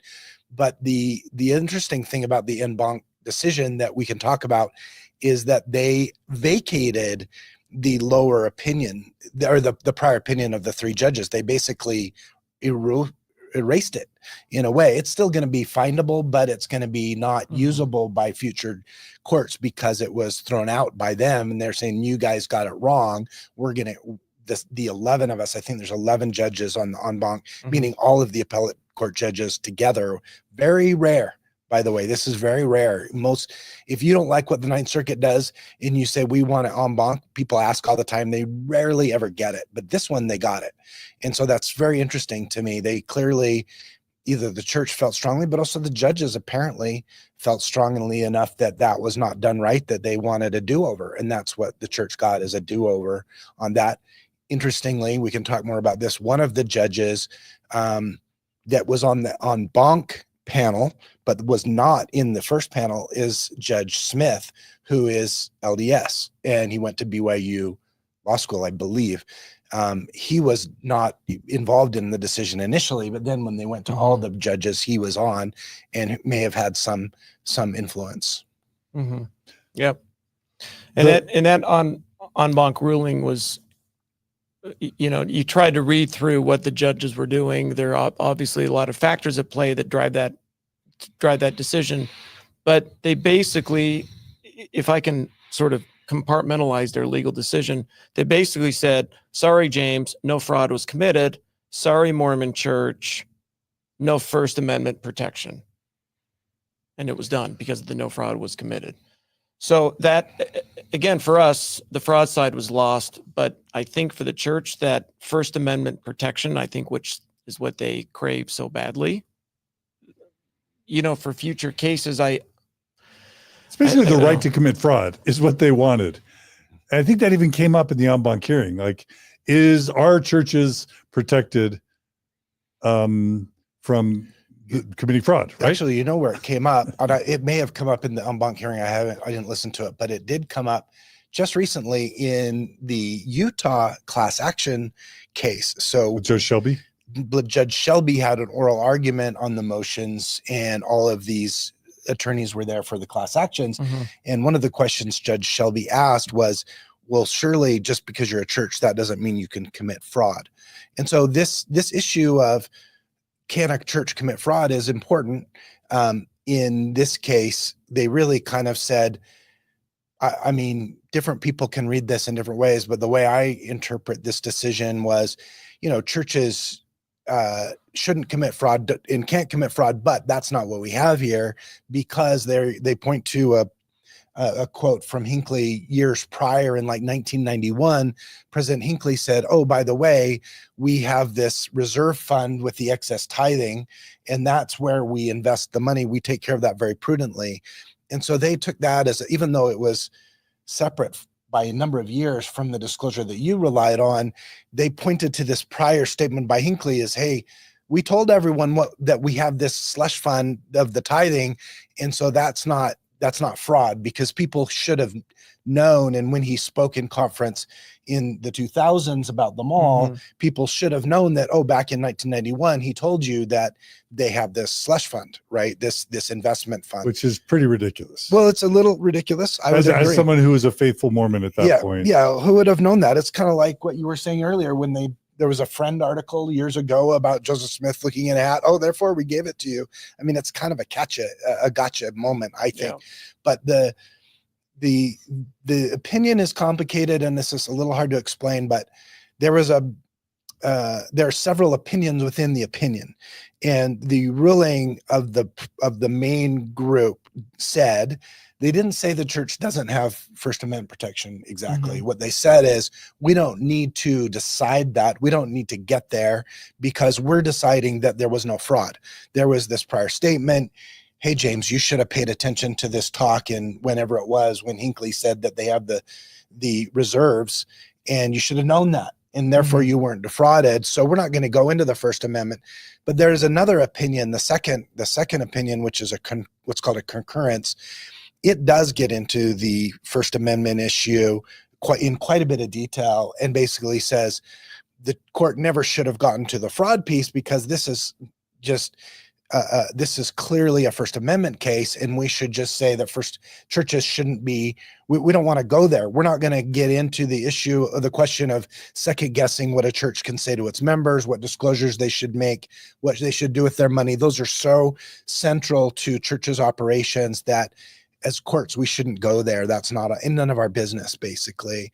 And that there's a lot of questions that raises. I mean, if you think about it, you can think of a lot of hypotheticals where a church was committing fraud, like outright. And in fact, during the argument, there was a point where the Paul Clement, I think, was asked, what if the church committed fraud? And what if he said, so what if you said to the church, hey, we're going to help hurricane victims in Florida, right? And then and so people give a bunch of money, and instead we use that money and divert it to our own purposes. And he said, interesting, the church's lawyer said, oh, if that happened, that's different. And that's fraud. And that would be fraud. That would be a problem. Yep. But we didn't do that here. And I actually kind of disagree. I think that's actually very similar. I think you're telling church members that you're going to use their money for building the kingdom, and you're not. You're just putting it in the stock market. Yeah. People should be told that. Yeah, Hinckley should have said, we're building a mall. We've got a slush fund, and we've got a bunch of your tithing, and it all gets commingled with business investments. Mm-hmm. And we're going to be building this mall from a combination of your tithing, profits from the business and this slush fund. Yeah. And it all's in this big pool. Mhm. And that's what we're using to build the mall from and bail out Beneficial Life from. Yep. Would that have been an honest statement? Hell of a lot better than they did historically. But Yeah. I think, to your point, I totally agree. When they asked that question in the en banc hearing in San Francisco about give us an example of what would constitute fraud, what he described, Paul Clement, with the hurricane example, I believe is exactly Yes, I agree. similar to what I have an issue with. And the church said A and did B. Yeah. And again, my particular legal journey has come to an end. You know, again, it was never intended to be this long and to be this public, and being in that courtroom in San Francisco was, you know, Marianne was there, one of our boys was there. It's really an awe-inspiring moment. You know, it is the bedrock of the legal system in this great country. And you have 11 federal judges coming in there.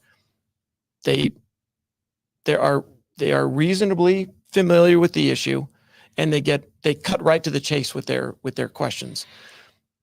What dawned on me in that moment is that you have an attorney arguing for Huntsman, who's not a Mormon. You have Paul Clement arguing for the church, who's not a Mormon. And you have 10 judges and then a chief justice. She was, I forget what Presiding judge. Yeah, I presiding. think. So you have 10 in this. So if it's 5-5, she's the deciding vote.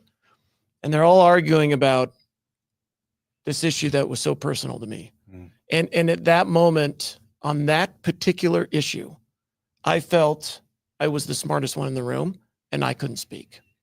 And I became sort of decoupled from the whole. Because they don't know Mormonism, right? They were talking around the issues of, is Hinckley the only person? Sorry about the sound. Hinckley's the only person authorized to speak. Nobody, like all these nuances that I'm like, wait a second, here's actually how it works. Here's how you answer that question. Here is culturally how that all fits together.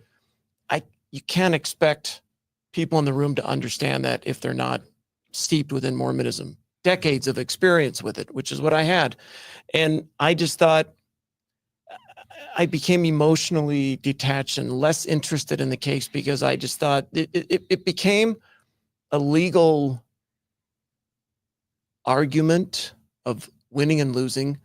And it became less about right and wrong and squaring the religion with me. And so when we got word that the en banc ruled in favor of the church, you know, I had a few, hey, sorry to hear about the news. You two gentlemen were nice enough to respond. Thank you for that. But part of me was like, and you know, Marianne was there on that day. Within a few 30 minutes, it's like, I'm kind of ready. I've been ready to move on for a period of time. I think I've done my duty here. And although I didn't get the settlement, I still believe I bloodied the bouncer as I exited the club, if I can use that analogy. It's a great analogy. And my work is done. And now you have other cases now, that class action cases, and Dave Nelson, and basically the attorney for the church saying, in this scenario, it would constitute fraud. That's, I believe, and if somebody can produce those documents and is willing to go to task, you know, maybe it's the third or fourth case that goes before the church. I think at some point there's going to be a reckoning here. You know, on a very separate note, the sort of sexual abuse cases and scandals, I don't know how many of those for how many years were shot down, and they just never made it through. Yeah. The courts either didn't believe it or there wasn't enough money to support the case. But when they broke through, it was a dam of reconciliation and doing the right thing, and supporting the victims and trying to make restitution. I believe in the church's financial dealings. That day is coming. It wasn't with me, unfortunately, but I think the day is coming. And I think if there's a little bit of, maybe on a closing note, I don't know, John, if you have other questions, but we can take more questions. I had dinner with a friend of mine here a few months ago. He's of a different faith and he lives back on the East Coast. And he said, you know, because of your case, we went to our local, I think it was a parish or congregation, and they basically run that congregation with donations from the local community. and they said they went to him and basically said, you need to be transparent with where this money goes. And the head religious individual said, I have nothing to hide. Like, is there something wrong? Is there? No, we just want transparency. And sure enough, the head of that particular group came forth. Here's where the money's going: flowers, paint, salaries. And he said, that's all because of your case. And I just thought, wow, that's pretty damn cool. Like, if that's all that comes from this, of somebody that I don't know his religious affiliation or his involvement in any way, shape, or form, but the relationship between him and his religion and the transparency around finances, where it's always tricky. That particular issue was improved because of the case that we've done. And I believe there's been much more benefit that has come out of what we've done. But when he explained that story to me, I thought, wow, I was Awesome. very flattered.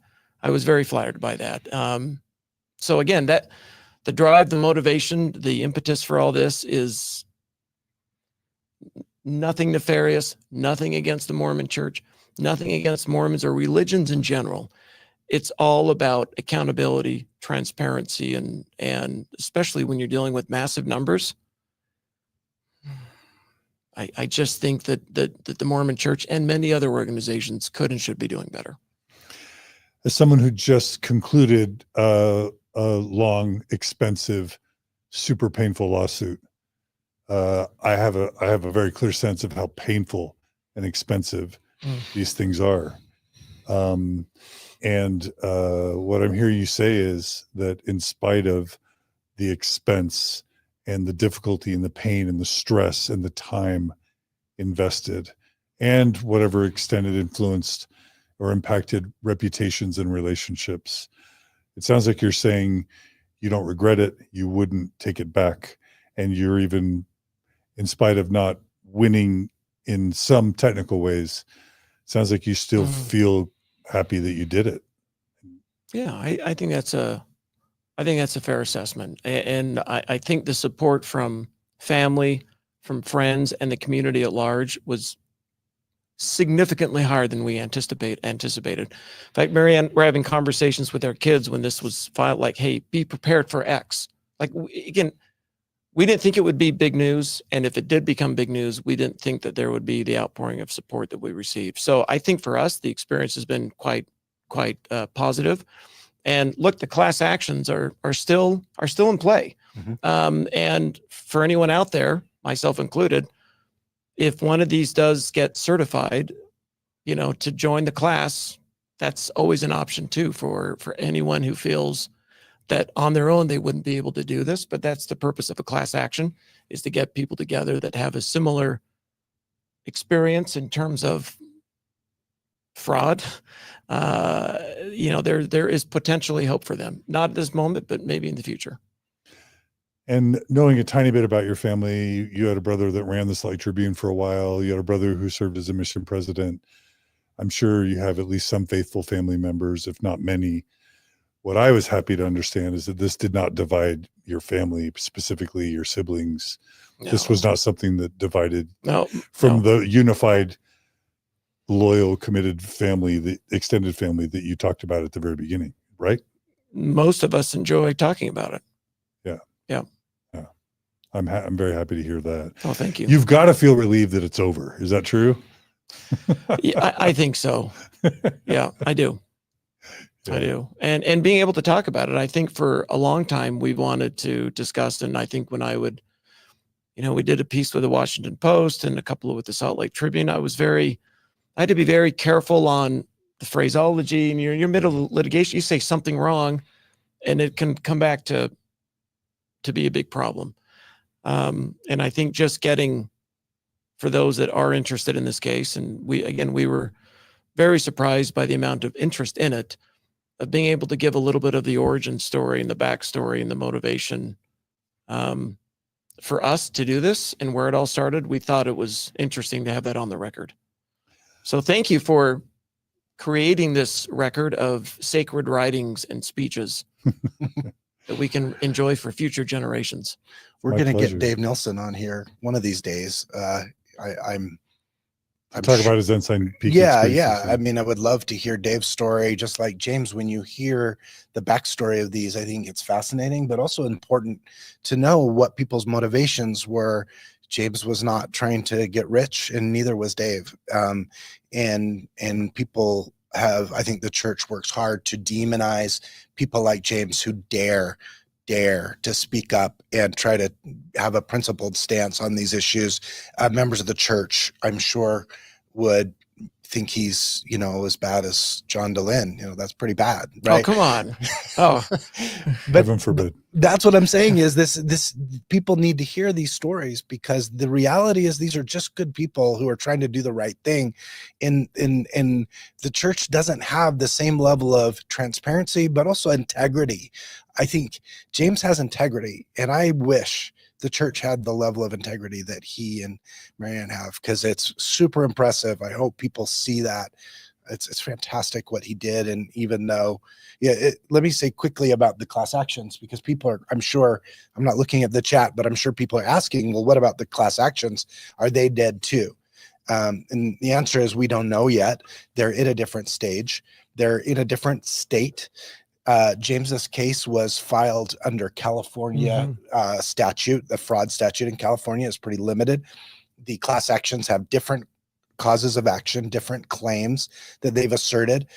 There are different lawyers, and they're in front of a different judge, a judge who I believe has a background in Mormonism. Actually, Judge Shelby, I think, has at least connections to Mormonism. I'm not sure what they he are. does. Yeah. So there's a different venue, and it's a different claims, and people don't need to join the class action. For those who are wondering, if the class is certified, meaning the judge decides that yes, you can all be a class together, then everyone who paid tithing is automatically a member of that church, of that lawsuit. You don't need to do anything. You just need to hang tight. One of the big questions is going to be whether current Mormons will also be part of that lawsuit. So they're going to have to work that out in terms of who's in the class and who isn't, whether people who've resigned are in the class or not. Do you have to still have your name on the records? All of these questions are going to need to be worked out if that case is permitted to go forward. And I'm hesitant to do this because James just gave such a good wrap up, but I just want to kind of help people understand how the court got to where they are. Is that okay? oh, please. If I go there? Yeah. I was going to ask whether you, as an attorney, consider this a miscarriage of justice. Was it what you expected? Up and up. I know it's probably hard. These may be judges you appear in front of someday, so I don't know. No, I mean, I think I would be. Well, let me just give a summary of the logic why they denied his case, and it's pretty simple. And I've been thinking about this. I'm trying to think of a way that I can describe this that everyone can relate to. And so here's an analogy. You have a bank account, and you've put money into that bank account for years, and the bank account gets bigger and bigger, and it's got an interest component. So that bank account is earning interest every year. It's getting a fair amount of interest added onto it. The interest, everyone knows this, right? The interest doesn't go in a separate account. The interest goes into the account where the principal that you put in there is, right? Does that make sense? So you put the money into the bank account, interest is added on. So it's getting bigger, but it's not like the interest is going one place and the main account is a different place. No, it's all commingled. This is, to me, what the court missed, because what the court is saying is that they really relied on this number that they had an accountant get up and say that that year the church had money that made, I think, 1.4 billion in interest or made that much money in the stock market. So therefore, they used what the court said is they had enough interest to say that the interest was used to pay for them all, not the principal. And that just makes no sense, because they're all in one account. You can't say that if you bought a car out of that bank account that you've been holding, you can't say I only used interest to buy the car. That doesn't make sense because the money is all there in one place. It's all commingled. And yet that is really what the court came down to, is that the church used interest on the tithing to fund them all, not the tithing itself, which is preposterous because we all know the money is all together in one. And in fact, James's lawyers got an affidavit or declaration from Dave Nielsen, who actually said this, that there is no, there's no setting aside of interest on the account or or anything else. It's all commingled. It's all in one. Therefore, it was tithing money that was used to fund them all. And you can't say that this dollar is interest and this dollar is the principal. It doesn't work that way. It's all together. It's all mixed up. And yet that is what the court relied on to say that the church didn't lie, because they actually had enough money that year that they made in the stock market to fund them all. Therefore, they didn't use tithing. And that's essentially why they said this is not fraud. And they don't want to go into the First Amendment issues. So that's how they got to where they got. And I think I disagree 100% with that approach, because I think it misunderstands. I'm a financial fraud lawyer. I deal with financial cases all the time. I have for 30 years. And guess what? The money, if you take a bunch of investor money and dump it into an account, that's all investor money. And you can't say that I used Mrs. Jones' money here and Mr. Smith's money over here. It doesn't work that way. It's all in one account. So this is just a fiction that the court relied on to come to the conclusion that they did.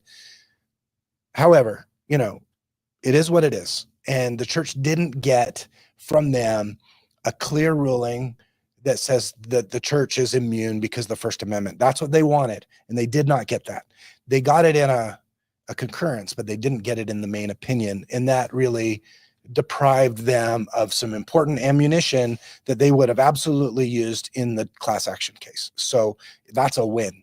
That is a win.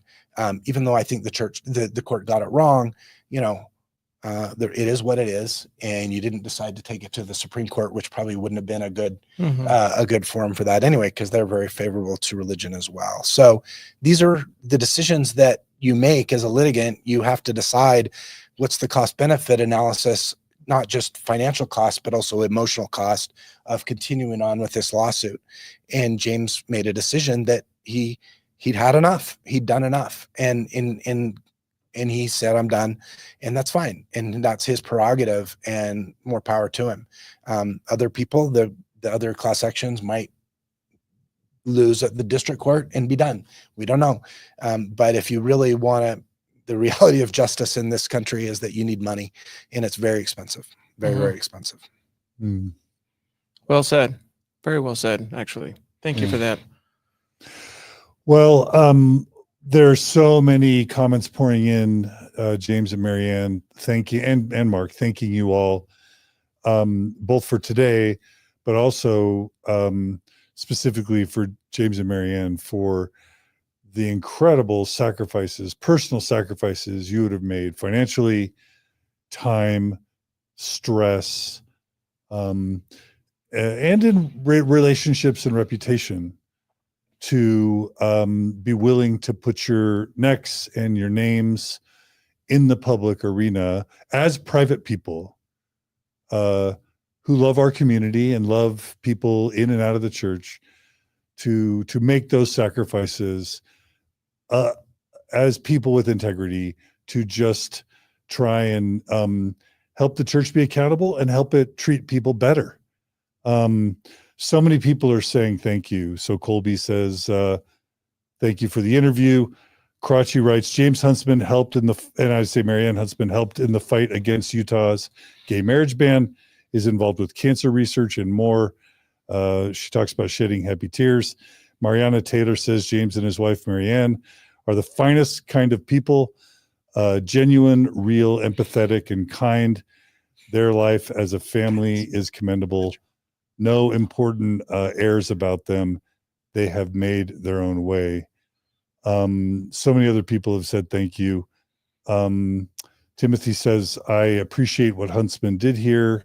The Huntsmans, the number one way to change behavior has got to be changing the laws. That's why polygamy changed.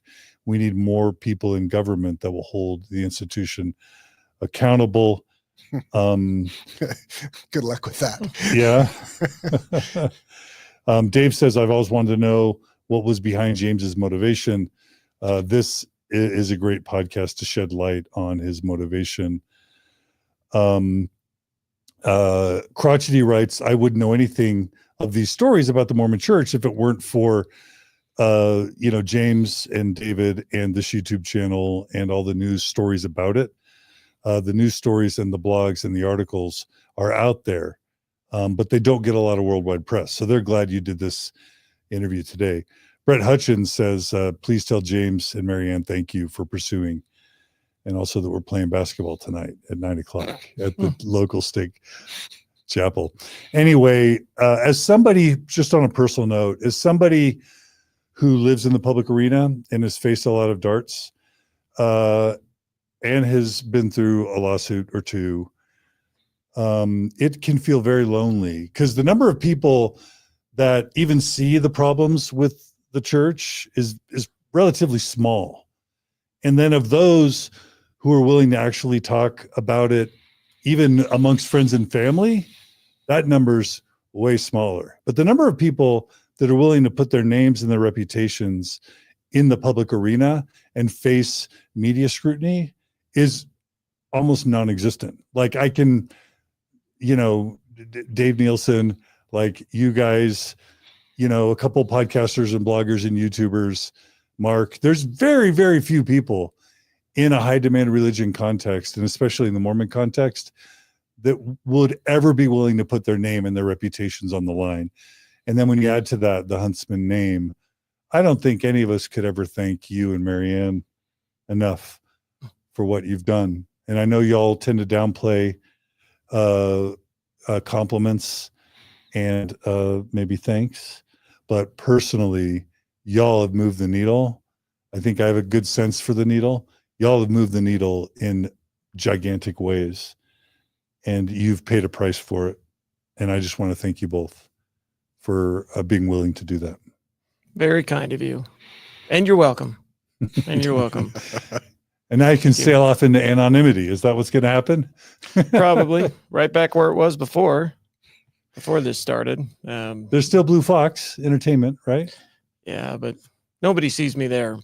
It's the brand. Okay. All right. Any final words you want to share, James? Final words before we end? Nope. Just thank you for arranging this. And Mark, thanks for coming, giving the spin, the legal take. I couldn't have done all that, and so that's and so appreciate you doing that, and also your perspective. Just what most families and like ours too. I mean, we live in our family bubbles, and I don't know what it looks like to be an outsider looking into a Huntsman, a Pugsley, Dehlin, or anyone else, because we're in that. So it's we're always curious to get other people's perspectives and their opinions on things, because it's nice to have a broad spectrum of views and opinions, because that's generally where you get the good information and the good paths forward is having a few different voices in the room. So I appreciate you doing this. Appreciate you having set up, and for those out listening, thanks so much for giving us some of your time. And I would say until next time, but don't know that we're going to be filing. You're open to telling your story someday. So get in here, Scary. Thank So you. we'll Appreciate it. Anyway. Thank All right, you. Mark, any final words? Nope. Thank you. Okay. Glad we could do it. Well, thanks to everyone who joined us today. Thanks to our staff that made today possible. Thanks to our donors. We couldn't do this without you. And I shout out to Dave Nielsen for his courage and what he's done. We're all serving to some degree on the back of him. Yeah. And any other people that have helped contribute. Check out the Widow's Mite. It's a great website to learn more about the LDS Church's finances. They do a fantastic job. And to all those who are involved in the class action lawsuits, etc., we'll see. We'll see what the future holds. We'll see. But thanks again, James. Pleasure. Have a good one. Thanks, Mark. Everyone. Thanks, John.